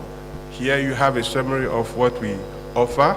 So from the left to the right, this is the Easy Endo Universal, that is the convenient type of laparoscopic stapler. Then the J&J type, which is the light. Then we have the powered ones, E-Light, Uniplus. Then we move on to the open surgery portfolio, which are the LC and the CS for colorectal surgeries. So I will not waste much time on this slide because I like to further move. In terms of global presence, we are present in over 80 countries now, 170 plus certifications, and 340 plus patent application ongoing. We are present in Shanghai, headquarters, and our Hong Kong office is like the international office. Then we have office in Australia, New Zealand, Africa, another headquarters, sub-headquarters in Texas, in the US. So we are spread across, and we are trying to use this presence to maximize our supply to our various partners across the world. Unlike unbranded staplers, we have studies that have been conducted on our products. So we have clinical evidence that supports the usage of our product that have been done by rigorous and very well-known surgeons across the world. So in 2 slides, I would like to briefly go through one of the studies that was conducted on our universal laparoscopic stapler. So here, the team will be assessing the safety and performance of the Easy Endo Universal Linear Cutting Stapler in laparoscopic gastric bypass surgery, a monocentric post-market observational study. This was conducted in Belgium, and you could see the list of the surgeons who participated in this. It's published, so it's available for those who like to cross-check the references in the research square. We could make available the link later. Also, so in terms of the study, 150 patients have undergone the Roux-en-Y bypass, that's laparoscopic bariatric surgery, and conducted in AZ Saint-Jean Hospital in Belgium. It took a length of 24 months. In terms of primary objective, we wanted to evaluate anastomotic leaks, intra-post-operative bleeding, device safety, and performance. So patient characteristic, averagely the mean was 40.8 years, the mean for BMI 40.5 kg per square meter, mean weight 116.3 kg, and most patients were female, 68%. The conclusion of the study, this is a summary of the study because it's longer than that, was that the our universal linear cutting stapler demonstrated excellent safety profile, 0 leak rate, effective long-term weight loss, and outcome comparable to established bariatric literature. So the takeaway is the safety, effectiveness, reliability. So some of the, if you would like to go in the details of the outcome of the safety, is that there was mostly 0% anastomotic leak rate, which is very important when it comes to surgical stapling. In terms of collaboration globally, we are collaborating with quite a number of surgeons, especially we conduct regular masterclass on a quarterly basis in Italy, Belgium, Germany, for African surgeons. So there are some, for this quarter, for example, we focus on Italy. Currently ongoing in Bergamo, we have selected surgeons from Senegal, Rwanda, and Kenya who are participating. So just to emphasize that EasySearch also is trying to promote the academic part of the business, trying to ensure that the capacity are built. Global academic event, most of the events that are done across the world, we are mostly present. So these are some of the few examples. If so many, we are always present. In fact, we are the diamond sponsor, that is for the bariatric surgery, usually in Egypt. And we're recently present last week at a thoracic conference for Europeans, so as a lead sponsor as well. So basically, we try to be present everywhere to ensure that we promote our product, also that we highlight the efficiency of it and engage with all the key opinion leaders. I'd like to also go through quickly across 3 of our major products. So these are the linear cutter stapler. So for open surgery, for this particular product, we have the length of 60, 80, and 100, depending on the type of application. And also for thick tissue, we use the color green, the thin tissue color blue. For vascular application, we use the color white. All these are available for us. And these are the area of application: stomach, intestine, lung, bronchus. For open surgery specifically, also, I would like to emphasize some of the specifications of this product. We have unique specifications also. For example, in terms of the blade rigidity, we have the 500 Pica, which is like, meaning that the blade is very strong and guarantees smooth cut and precise staple line to enhance safety and reliability. Also, for EasySearch compared to other brands, we have this optimized B-shaped to achieve best feature and hemostatic effect by evenly dispersing tissue tensions. When it comes to clamping force, this is very important also to identify the right cartridge for the right tissue. So if it's a thicker tissue, you use a green, not a blue. If it's a thinner tissue, you use a blue, not a white.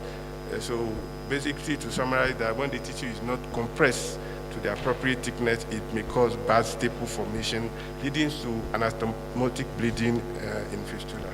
So EasySearch medical staples, close height, consistency, adjustment mechanism to adjust the pressure of distal end of jaw to ensure consistent staple line. Actually, to read that short. For our circular staplers, this is how it presents itself.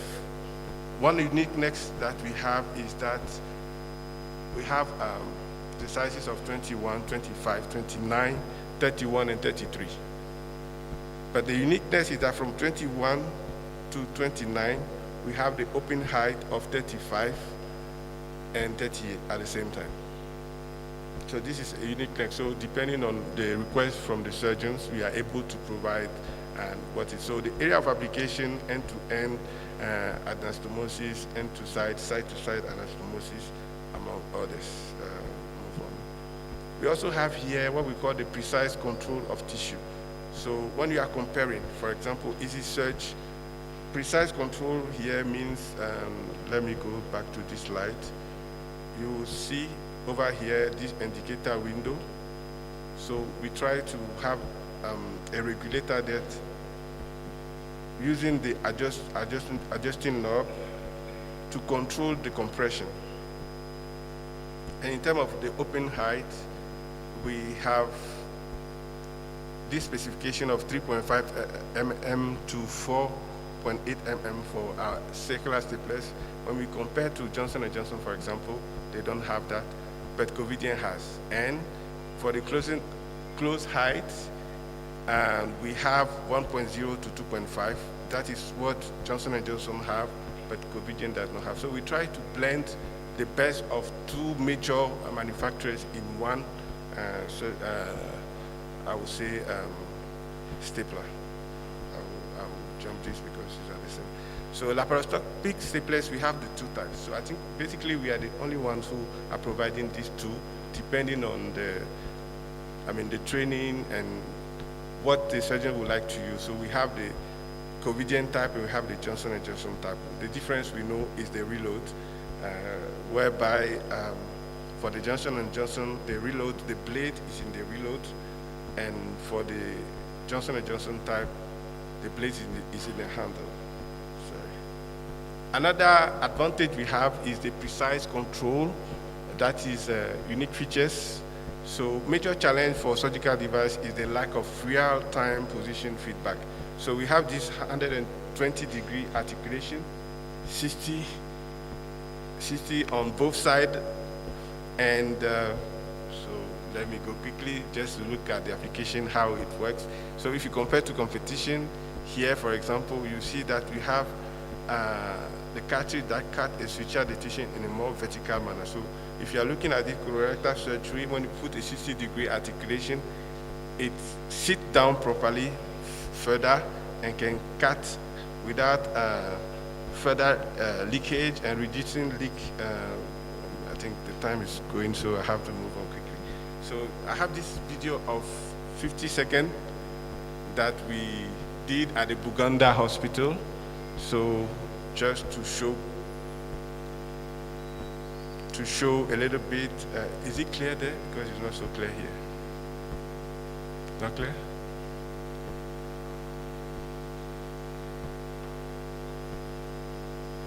Actually, just to show that the cutting is so clean, there's no leakage. This was done two days ago during the workshop we conducted at the Buganda Hospital. And we want to thank the TSA and the Buganda Hospital for giving us the opportunity to showcase our product through our partner, Paragon Medical. And if you have any need for Easy Search product, Paragon is the sole distributor for this product in Tanzania. Our booth is right in the corner. We are ready to discuss with you the solutions you want and how we can move together. Thank you so much for this opportunity.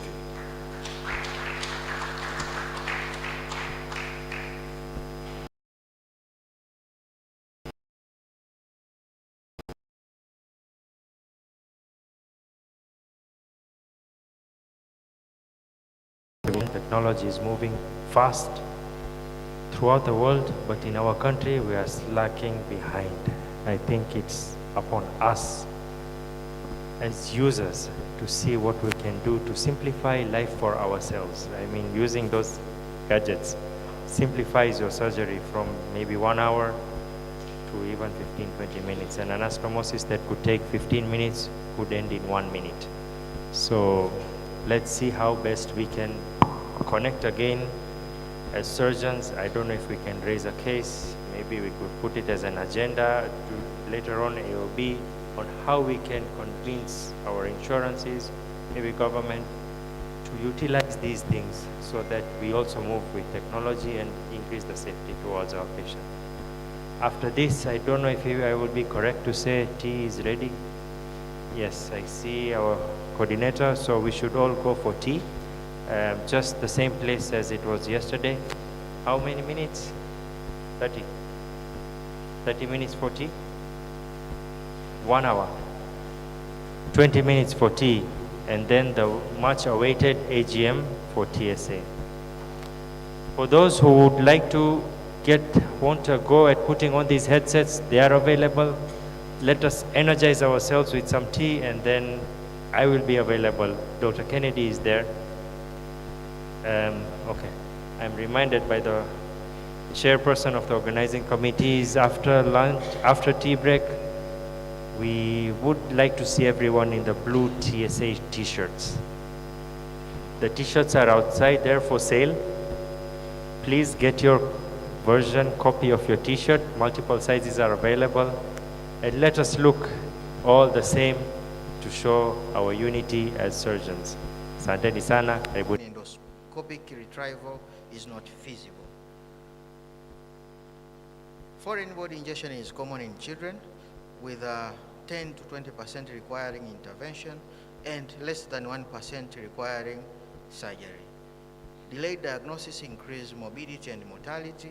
Esophagotomy is rarely required for retrieval after all other options have failed. I'm presenting to you an 8-year-old boy with a progressive dysphagia for 1 year. Initially, was unable to swallow solid and then progressed to liquids.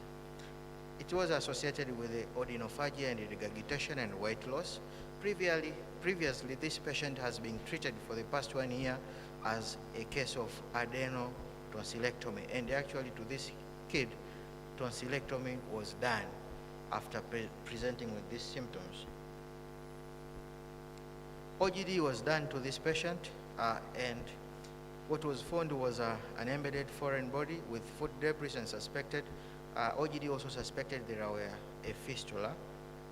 CT scan was done, and it reported like a foreign body at the levels of the aortic arc with a proximal esophageal dilatation and tracheal compression. So from here, we could not also rule out, so OGD suspected fistula, but from the CT scan, no fistula was suspected from the CT scan. And these were some of the images. As you can see from the first image, the green arrow is showing an object that I think is not completely obstructing the lumen of the esophagus. You can see it was a button after retrieval, closed button actually. So you can see from the image here, all of them are showing that foreign body. So right thoracotomy was performed and extensive esophageal fibrosis were identified. Esophagotomy was done and a large button of around 4 centimeters in diameter was extracted. The patient was, NGT tube was put for feeding, and these were some of the intraoperative images. You can see the esophagus there. So postoperative outcome of this patient after the NG tube was removed after 7 days, and the patient improved and started swallowing and having the oral intake. Postoperatively also the CT scan was done to confirm the esophageal patterns.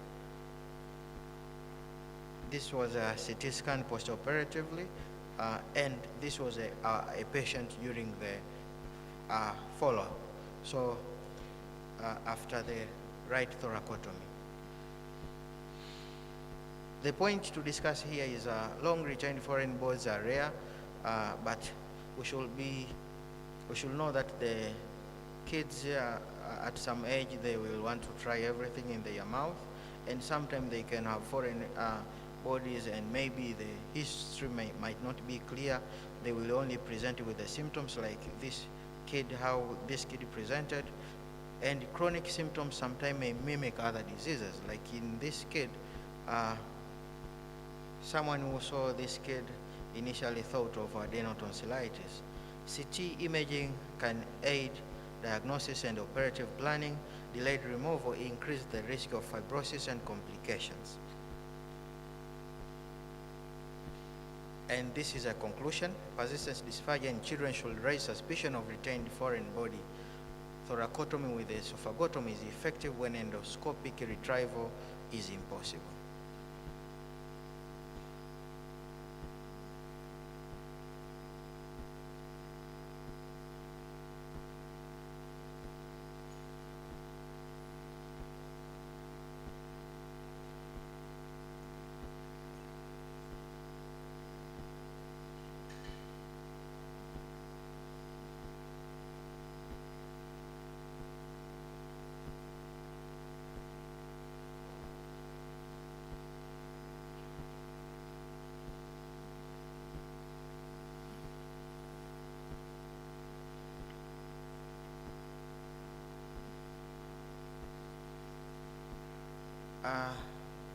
This is also a case of a young girl with a hydrocele in the canal of neck, mimicking inguinal hernia. This is also a published case report, and let me appreciate the co-authors that are here. Dr. Zaituni was involved in this case. So hydrocele of the canal of neck is a rare cause of female inguinal swelling. We know even the hernia, inguinal hernias in female is rare, but having a hydrocele in females also is a rare case and can mimic inguinal hernia, leading to misdiagnosis most of the time. Surgical exploration and excision will provide a definitive diagnosis and treatment. The canal of Nack, as you know, is a remnant of processus vaginalis. So in females, is a canal of Nack. So through the external ring, we usually in female will have a canal of Nack and the round ligament. It's normally obliterated within the first year of life, with a failure of obliteration leading to hydrocele in female. So we had a 13-year-old girl with a 3-month history of painless enlarging left inguinal mass. On examination, the swelling was 4 by 3 centimeter. That was soft, non-reducible, fluctuant mass with no calf impasse. Initially, we had a diagnosis of inguinal hernia. This was based on the ultrasound investigation. So the ultrasound showed bowel-like structures and fluid collection. So the diagnosis was initially was left-sided reducible inguinal hernia. Echo, all the labs and the echo were normal. Inguinal, so surgery was done to this patient. Inguinal incision was made only to find a hydrocele sac that was identified, dissected, and traced to the labia majora, and the excision of the sac was done. Canal of Nack was ligated at the deep inguinal ring, so this was the finding intraoperatively. So you can see the sac.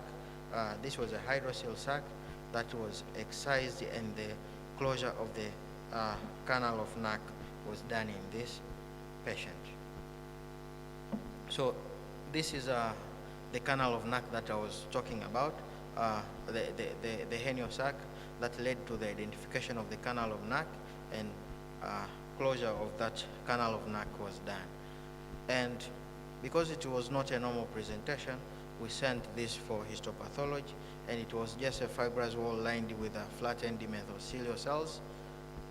And the baby postoperatively, it was uneventful. Hydrocele in the canal of Nack results from the failure of processus vaginalis, as we saw before. 3 types of these hydroceles: type 1, which is non-communicating, type 2, communicating, and type 3, that is hourglass, frequently misdiagnosed as inguinal hernia or sometimes a cystic mass. Imaging, ultrasound, and MRI are essential for diagnosis. In our patient, ultrasound was done. In inguinal swelling in females, we should not forget that hydrocele in the canal of Nack should be one of the differentials, and surgical exploration is the key in diagnosis, because most of the investigation, like ultrasound, sometimes can misdiagnose. And definitive management is surgical excision with high ligation.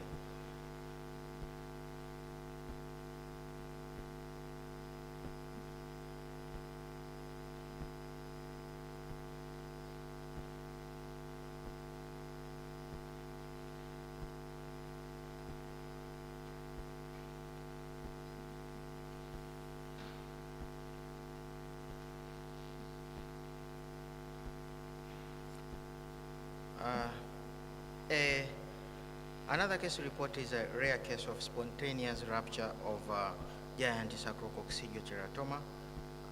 This is also a published case report, and I should appreciate also Dr. Zaituni is a supervisor in this case report, and also other co-authors.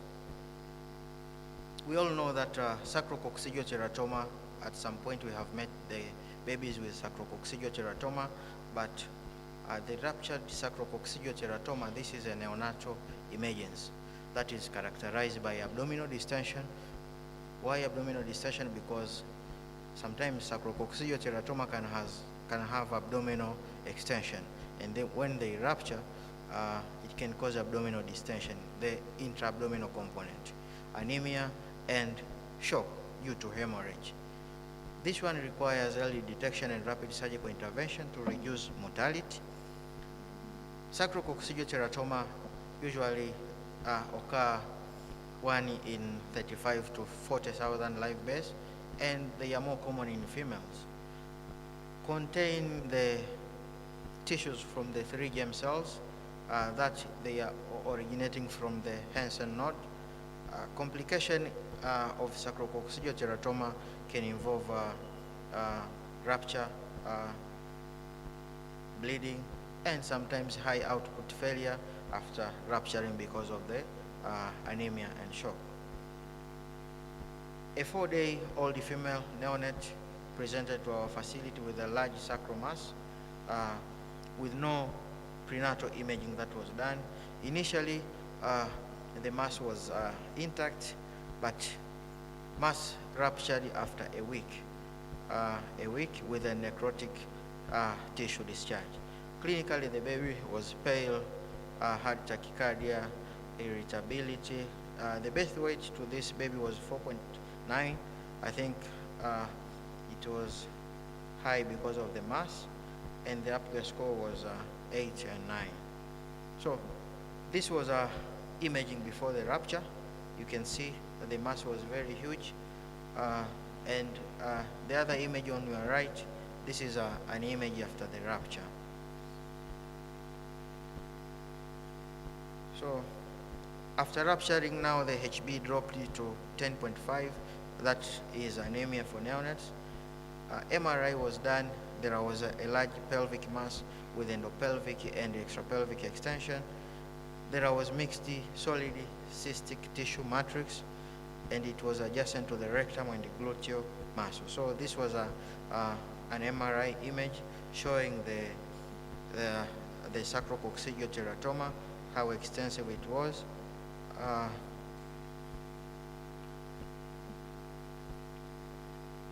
The patient was stabilized before surgery, was kept on fluids, antibiotics, and also blood transfusion was given. Excision of the tumor with coccygectomy was done. And the intraoperative finding, there was a high vascular tumor weakly attached to the pelvic floor. So most of the components was external. Unfortunately, there was a rectal injury what was repaired during the same sitting, and the drain was applied. So some images show the excision of this sacrococcygeal teratoma, as you can see. So this was the tumor that was completely removed with a coccygectomy done. So this was the process now of closing the defect and the application of the drain. As you can see, this was the closure after the excision. And the histopathology showed multiloculated cystic lesion with mature tissues from all the germ cells. So these were some of the components from all the germ cells that were found with no immature or malignant components. So these were for those interested in pathology. These were the histopathological slides. The patient had a uncomplicated recovery and was discharged on day 7, and follow-up after 1 month showed no recurrence or complication. Unfortunately for this baby, because it was an emergency, so we did not have the baseline beta HCG and alpha fetoproteins. So even during the follow-up, we could not have a baseline to compare, but the results during the follow-ups were normal, but the baseline were not done initially. Sacrococcygeal teratomas show female predominance, as we have seen in our case, and they are normally detected during the neonatal period, and the complications usually include anemia, high ropes, and respiratory compromise. Prenatal diagnosis via the ultrasound and the MRI is critical, prenatal diagnosis, and this one will help to plan the facility for delivery for the care of these babies. Rupture is usually associated with morbidity and mortality, and for sacrococcygeal teratoma, coccygectomy is essential to reduce the recurrence risk. Early surgical intervention in ruptured sacrococcygeal teratoma ensure good outcome, as how it was done in this case, and the importance of prenatal screening and delivery planning in the babies with sacrococcygeal teratoma. And the long-term follow-up is required for functional outcomes and recurrence. Thank you for this case report. And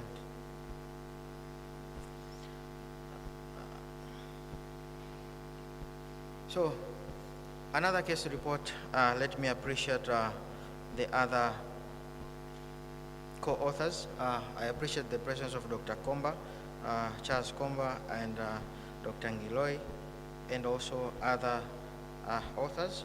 So this was a case of anterior chest wall leiomyoma in a 4-year-old girl. We normally find the babies with anterior chest wall, but finding a primary anterior chest wall leiomyoma is exceptionally rare in children and may mimic other malignant tumor. Histopathology and immunohistochemistry are essential for the diagnosis. Complete excision is curative for leiomyoma. As we know, leiomyoma are benign smooth muscle tumors. Chest wall occurrence in children is extremely rare because you can have leiomyoma in other sites, but having it in the chest wall is rare. Clinical and radiological finding may mimic malignance sometimes. Histopathology is diagnostic gold standard. I am presenting to you a 4-year-old girl with painless right anterior chest wall swelling that has been there for 2 years, that is progressively increasing, enlarging mass. Currently, it was measuring 6 by 7 centimeter with no respiratory or constitutional symptoms. And this was the image of the baby with a right anterior chest leiomyoma. And you can see there was a scar there. That was the site where the biopsy was initially taken. CT scan was done in this baby, and there was a well-defined anterior chest wall mass without rib destruction, and the MRI showed a heterogeneous enhancing lesion arising from the pectoralis major with central necrosis. This was a CT scan. You can see the mass in image A. This was actually in the chest wall. So all of this, you can see the mass. The rib was compressed, but there were no destruction to the ribs. And these were the MRI, as you can see. The initial diagnosis, we thought of Ewing sarcoma, rhabdomyosarcoma, inflammatory myofibroblastic tumor in pediatrics, chest wall TB, and leiomyoma. These were our differential diagnosis. Histopathology came out and showed a spindle-shaped cell in interlacing fascicles. SMA was positive, and desmin was also positive. ALK1 was negative, and this automatically ruled out the inflammatory myofibroblastic tumor, and the findings were consistent with leiomyoma. This was a histopathological slide. Complete excision of the mass was done with chest reconstruction. Clear surgical margins were achieved with, and intraoperatively there was no intrathoracic extension. And these were the intraoperative images. As you can see, the mass was well marked. And let me here appreciate the involvement of the plastic team. Dr. Mohamed Kawamba was also in this case, a plastic surgeon. So the mass was excised, as you can see. This was a mass, and this was the end results of the excision of the mass. And postoperative outcome, we had an eventful recovery with no wound complication. no respiratory compromise, with no recurrent during the 3 months of follow-up. In discussion, this is a rare pediatric chest wall tumor. Imaging may resemble, sometimes may resemble malignancy. Histopathology and immunohistochemistry are crucial to give you the final diagnosis of leiomyoma, and complete excision is usually curative in this scenario.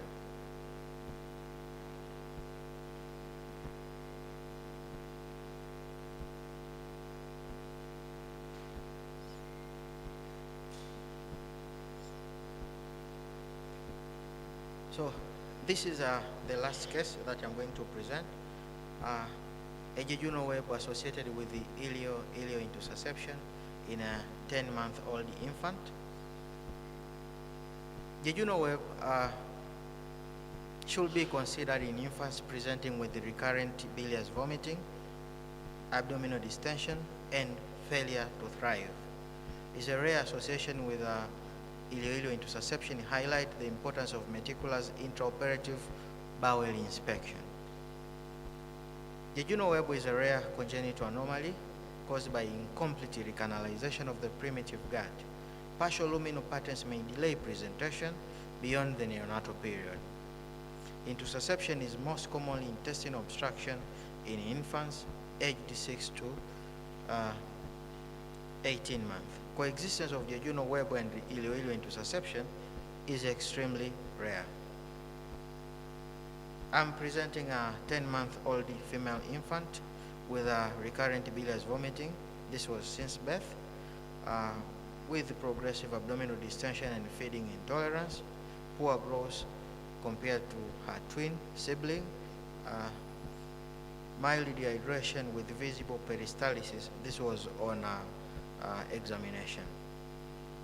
Investigation, most of the investigations were done, but they were not conclusive.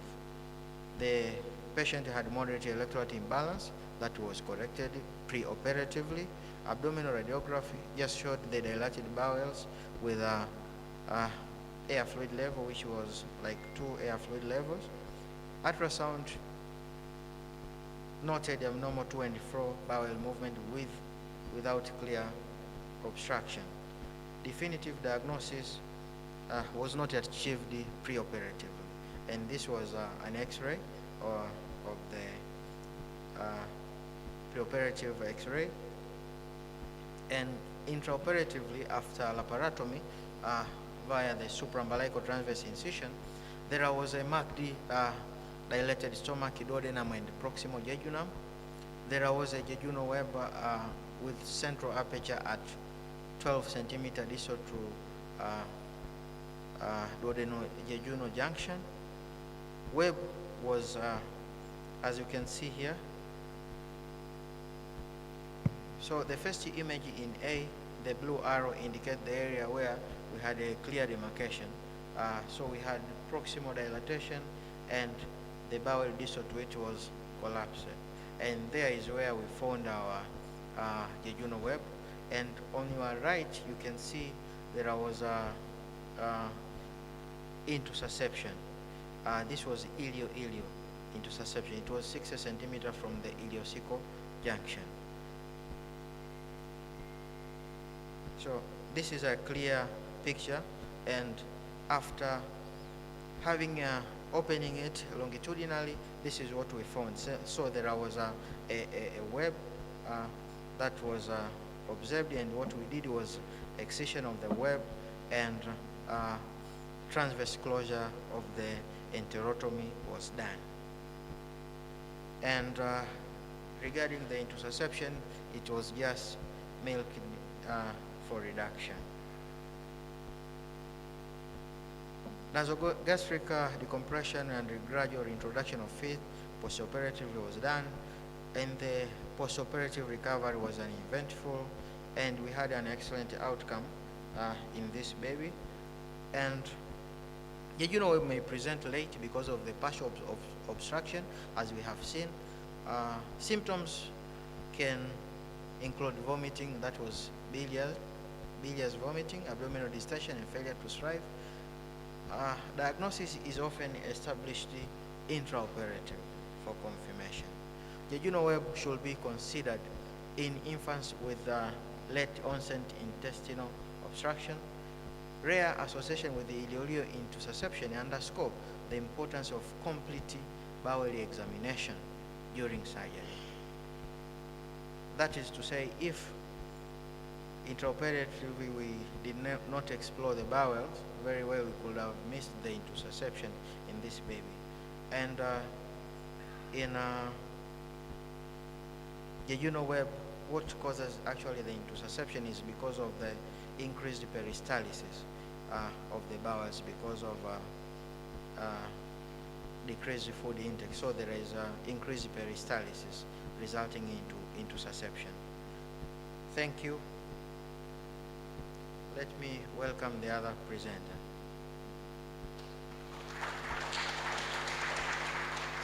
Thank you, Rajabu Msemo, Rajab Bakari. Now we welcome Rajabu Msemo for the two final presentations.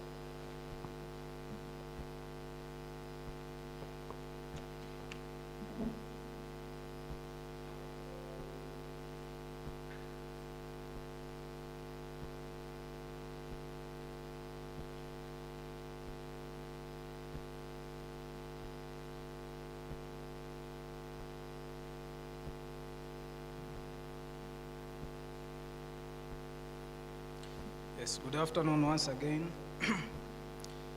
It's my pleasure to present to you another interesting case of undifferentiated embryonosarcoma of the liver that was published this year in the Journal of Clinical Case Reports. And I could also acknowledge contribution that was put on by authors and co-authors for this journal. So the undifferentiated embryonosarcoma is one of the rare pediatric liver tumors and is the third commonest. The most common we encounter in pediatric oncology, we have hepatoblastoma together with hepatocellular carcinoma. So the third one is undifferentiated embryonosarcoma of the liver. And this accounts for 9 to 15% of all liver cancers in pediatric.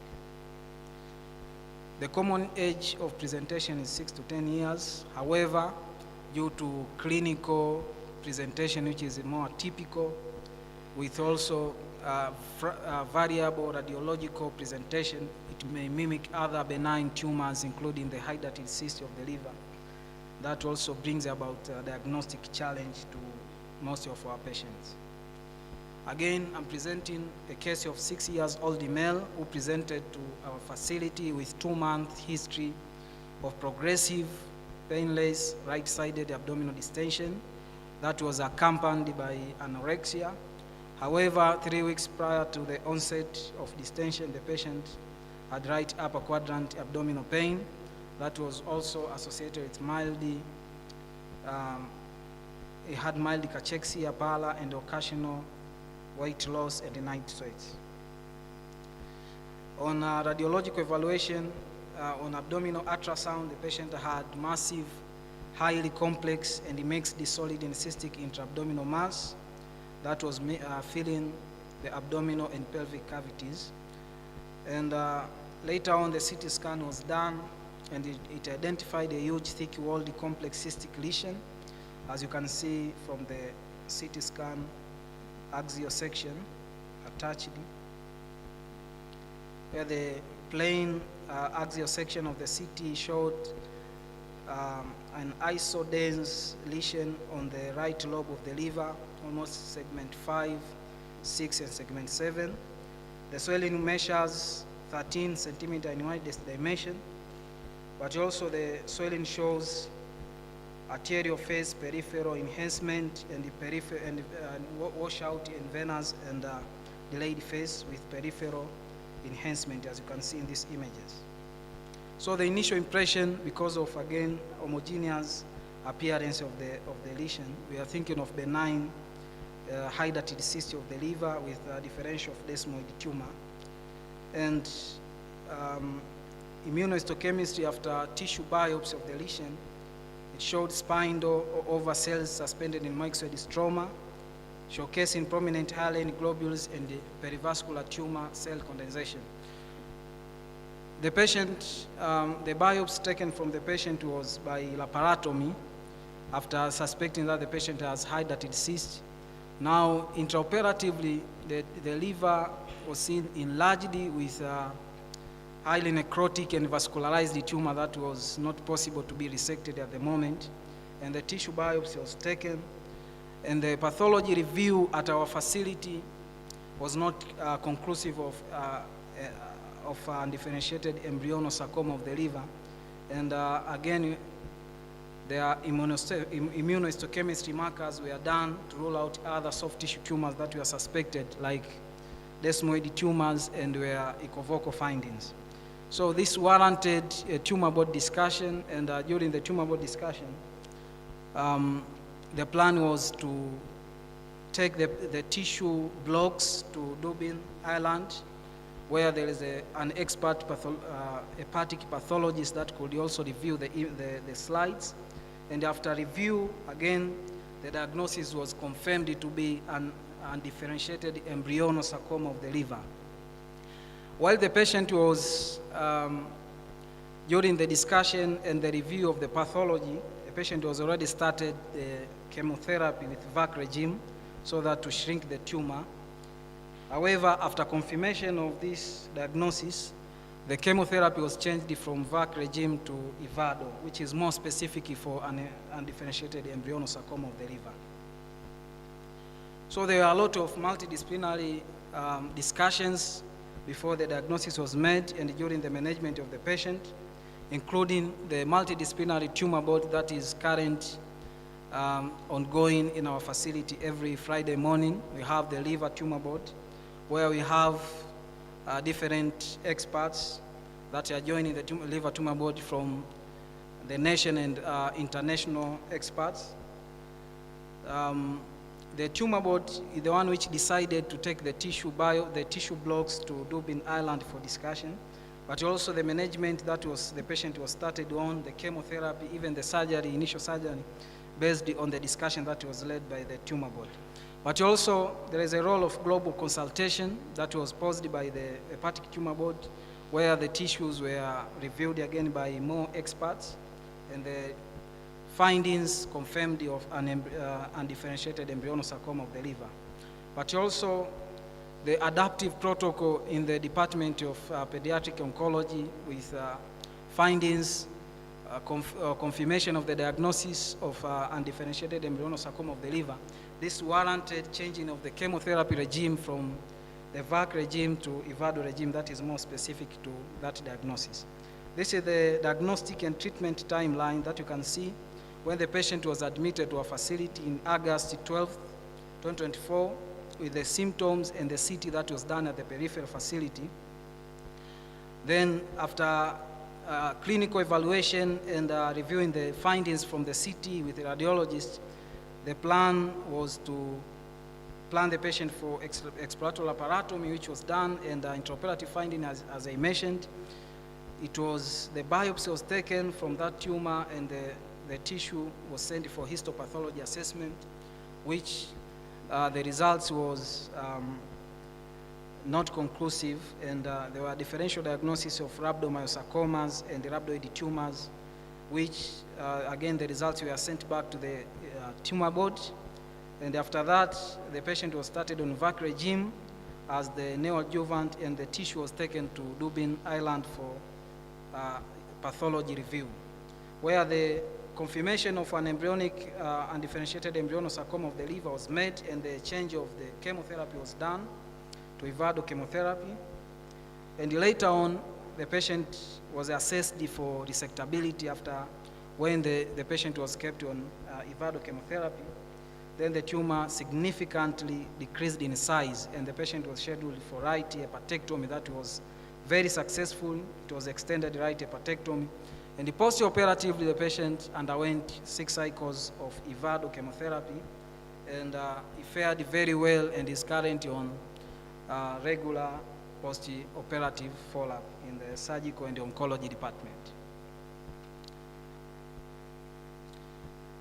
In discussion, this case highlighted the inherent difficulties in diagnosis of an undifferentiated embryonal sarcoma of the liver due to its varied clinical and radiological features which often mimic more common benign and other malignant liver lesion, which is very common even in reported cases of undifferentiated embryonal sarcoma. It has been a very big challenge in making this diagnosis.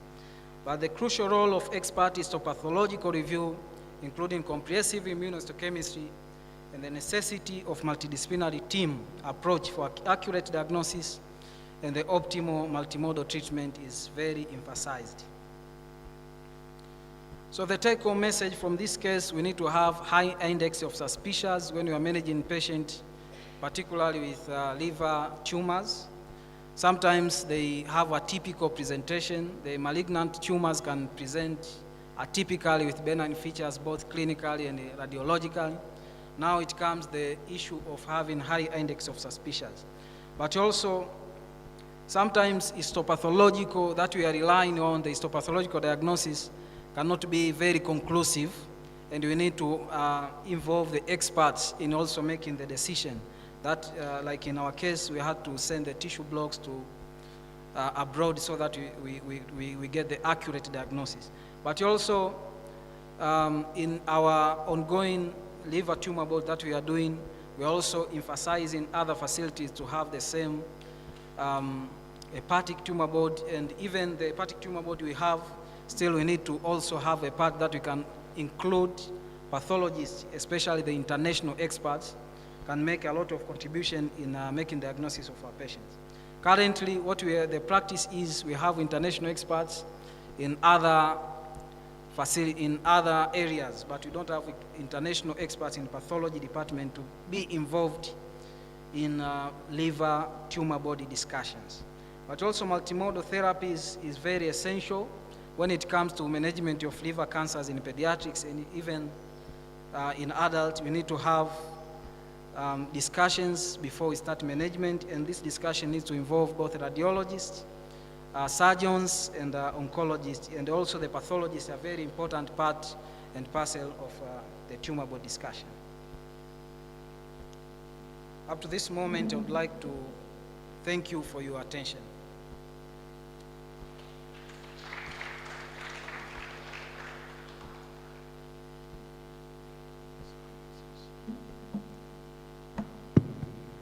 Who is taking the last one? Dr. Binge.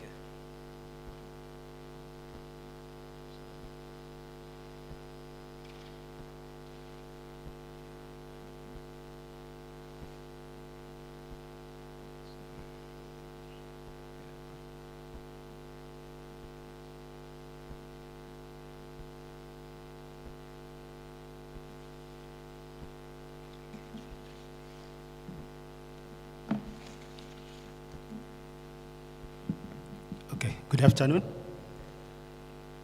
My name is Dr. Musa Binge, Semester 6 surgical resident from Muhas, and I'm here to present a last abstract, namely a subcutaneous sacrococcygeal lipoma in a 7-month-old female patient, which was mimicking common sacrococcygeal lesions, which are sacrococcygeal teratoma and myelomeniingocele. This is a case report which already has been submitted to International Journal of Surgical Case Reports. And before starting, I would like to appreciate all co-authors, specifically our mentors, Dr. Ali Mwanga and Dr. Mohammed, who was a primary surgeon to this case.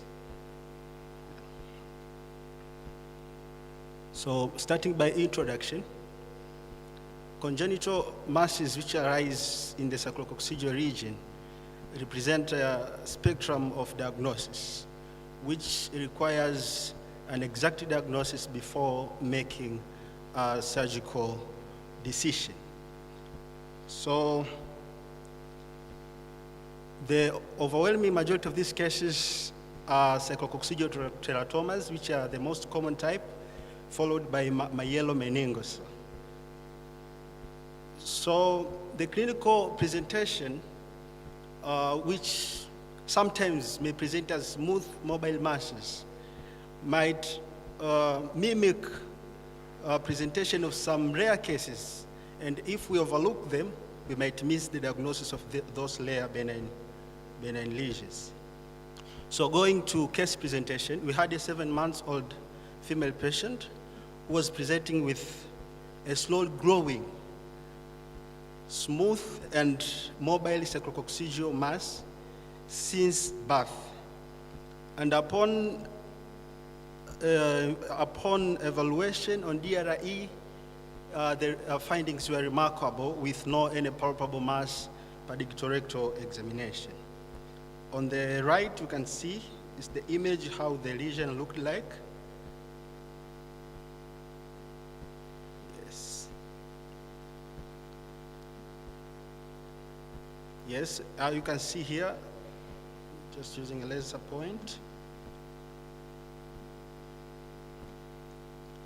So this was the mass. It was over the sacrococcygeal lesion. It has smooth surface, and the mass was not presenting with any neurological deficit to the child. So we did investigations, which was MRI, and on this sagittal view, it showed a lesion which was on sacrococcygeal region with smooth borders. Again, it is shown on the axial view. It was well defined encapsulated subcutaneous mass, which was measuring 13.4 in its largest dimensions.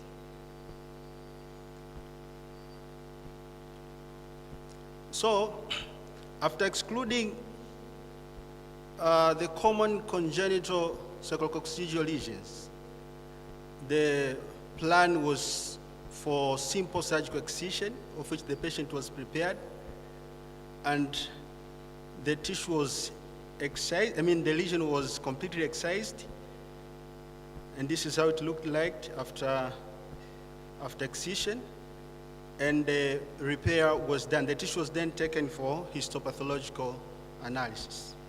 So these are the slides whereby histological sections of the tissue showed a lobulated lipomatous tumor, which was composed of mature adipocytes. The tumor was capsulated with no immature adipocytes. So the differential diagnosis of sacrococcygeal mass requires a systemic approach, which is supposed to be preceded with thorough clinical evaluation and imaging. Sacrococcygeal teratomas are the most common tumors, varying widely in presentation from benign solid masses to highly vascular malignant tumors. And they necessitate detailed assessment of intrapelvic extension. So the smooth, softy, and mobile nature of our patient's tumor, combined with the normal neurological status, suggested a benign tumor with a low risk of neurogenic involvement. However, imaging was paramount and important to exclude other common lesions.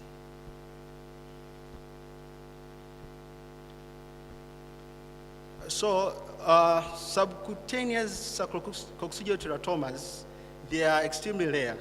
They account for around 15 to 20% of all sacrococcygeal tumors. And they are benign lesions, which are found in the midline of sacrococcygeal subcutaneous plane, posterior to the sacrum, which is comprising of adipose, completely adipose tissues. They are slow glowing, softy with a smooth surface, as we have already discussed. So MRI of the rhombocercal spine is the image of choice, which reveals distinct mass posterior to the sacrum with irregular margin and no involvement of adjacent structures. Management is simple, complete excision. And since it's a lipoma and it's benign, there are indications which should be followed. if the mass is symptomatic or if it is at least 8 centimeters in greatest dimension. So in conclusion, this was a successful diagnosis and management of a rare subcutaneous sacrococcygeal lipoma, which was presenting as a sacrococcygeal mass in a 7-year-old infant. And this case necessitates essential nature of diagnosis, especially in excluding the serious diagnosis of myelomeningocele or sacrococcygeal teratoma.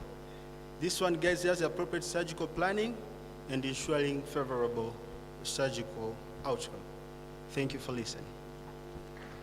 Thank you very much, all the three presenters, Rajab Bakari, Rajab Msemo, and Musa Binge, for having kept time. Now, I'm going to welcome the floor to at least disturb them a little, maybe 10 minutes, ask them some questions. Mine is too general. Normally when you write a case report, you have to tell us what is novice. Like biliary atresia, situs inversus. Were you trying to tell us about biliary atresia or situs inversus? You find yourself going much into biliary atresia, which is common, but you are not telling us how the situs inversus is affecting the management of biliary atresia. If you can revisit that. This button in the esophagus, it means they saw a case, they went and reviewed literature, and they realized it is reportable. So these are students, residents who are actively learning. My only problem, there are 60, and only 3. I think Rajabu Msemo has appeared here more than 10 times, and Rajab Bakari. So is it that these are the only people who are going back to review these cases, or others are not interested? So for us as trainers, I think it's a challenge that we take residents through going back to review literature on the cases they manage. They might realize it is rare. Some of you are saying it here for the first time and you say, we had managed this before. But you didn't report it, that's why they remain rare. If we bring all of them out, then they stop being rare. Like undifferentiated embryonal, I think I was reading another case report being written in Mwimbili. I think it is undifferentiated embryonal of the kidney. And they're all the same. They're all undifferentiated embryonals. They all need different chemotherapy. What should we do? Should we continue relying on sending specimens abroad? It's something to discuss. Should we build local capacity when logistics will be disrupted by wars? Will we go back to no histopathology at all completely? So I think building local capacity would have been a better conclusion than saying relying on international experts. Building local capacity is always better. We have spent specimen to Ireland for the past 20 years.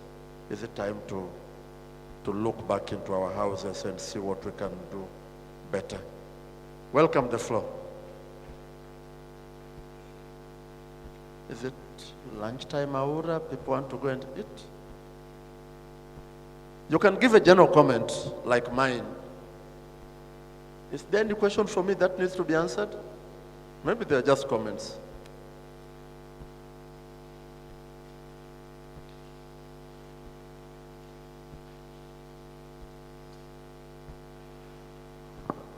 Yeah, so first I commend all presenter for the nice presentation. So I have 2 questions for the presenter. Number 1 is for the one who presented on the liver mass. So why you, in terms of diagnostic, you choose to do X-lab instead of doing either mean laparotomy or the image-guided biopsy? And for the last presenter, it's about the lipoma. So you went in based on the imaging and the clinical presentation. So you are, and then intraoperative, you see this is a lipoma. So my question is, what pushed you to do the histology?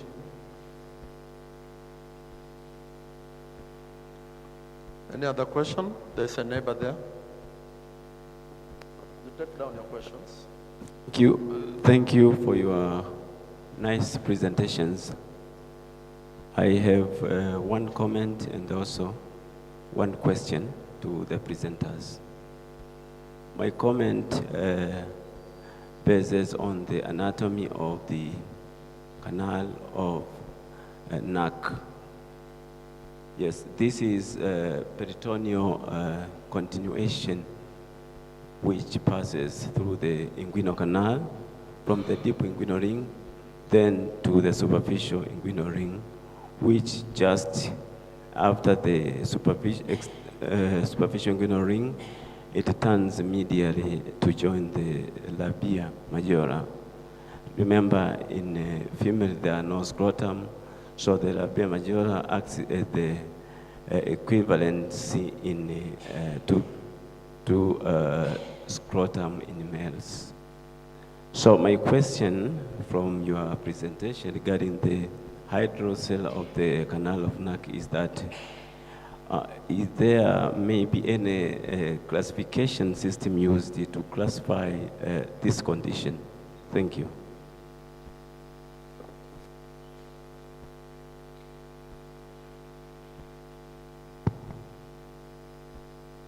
Women in surgery, you don't have questions, no case reports. This was a very bad conference. There was no female presenter. Sonia, ask a question from anatomy perspective. No question. Okay, kuna swali. Okay, my questions are for Bilela Treasure. Thank you for the nice presentation.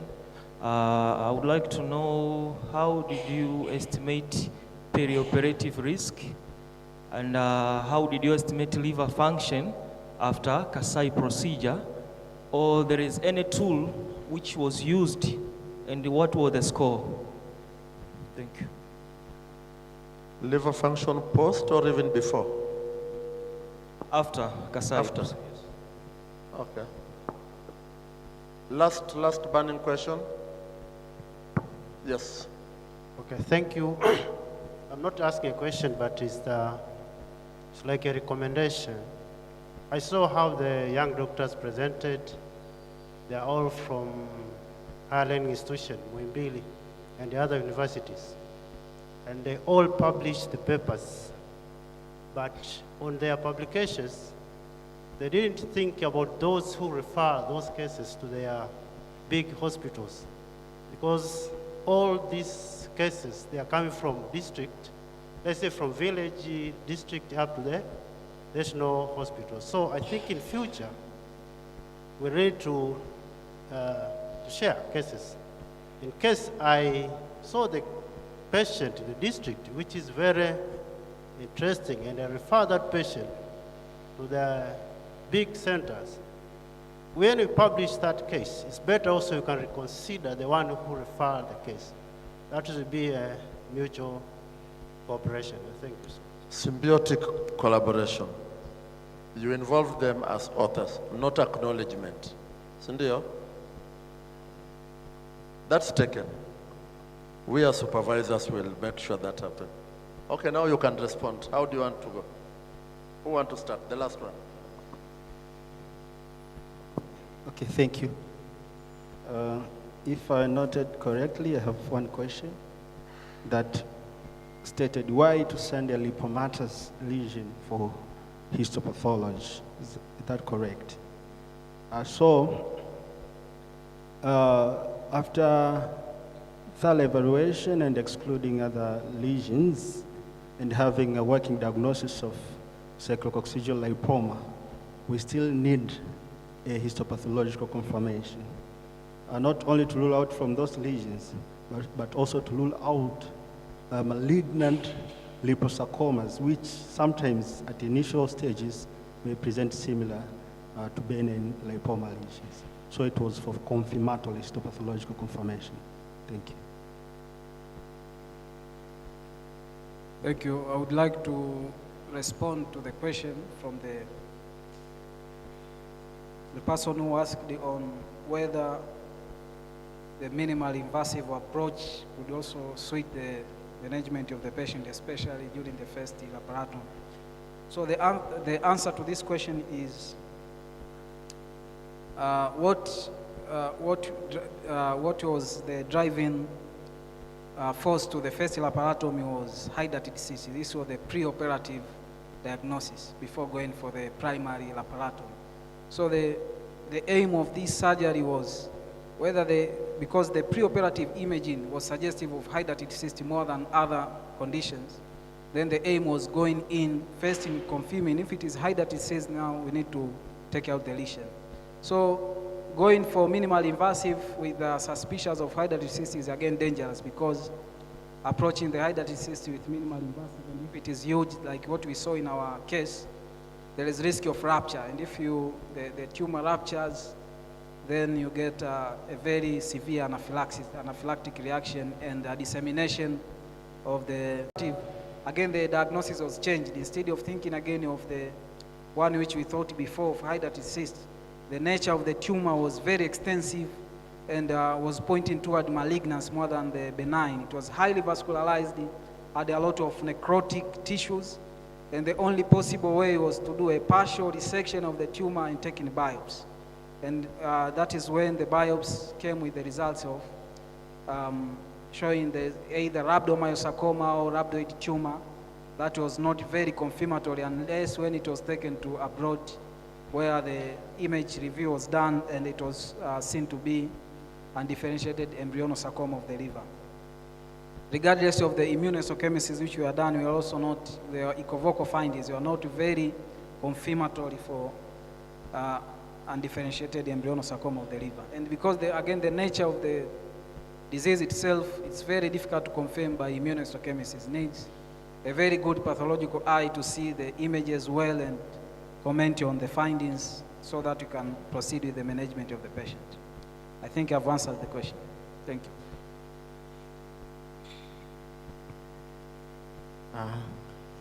Thank you for the comments.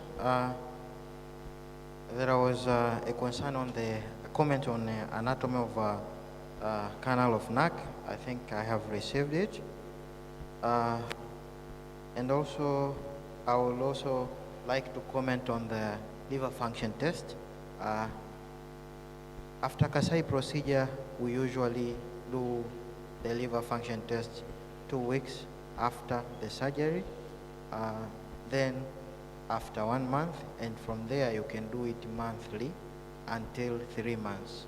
And from there now you can start maybe doing it 3 monthly and then 6 monthly. These are the liver function tests. And regarding the referral team also to be involved in the case reports or publication, I think I also have some comments to someone who will always refer these patients. If you have referred the patient, maybe do you try sometimes to make a follow-up in this case? Because sometimes in publication, the authorship usually does not depend who operated the patient. Is how are you getting involved into the patient? So there are some principles for authorship. So at least sometimes if you refer the patient, my recommendation is like you try to follow up on this patient, and then maybe that could be a good reason to involve you in this case report. Thank you.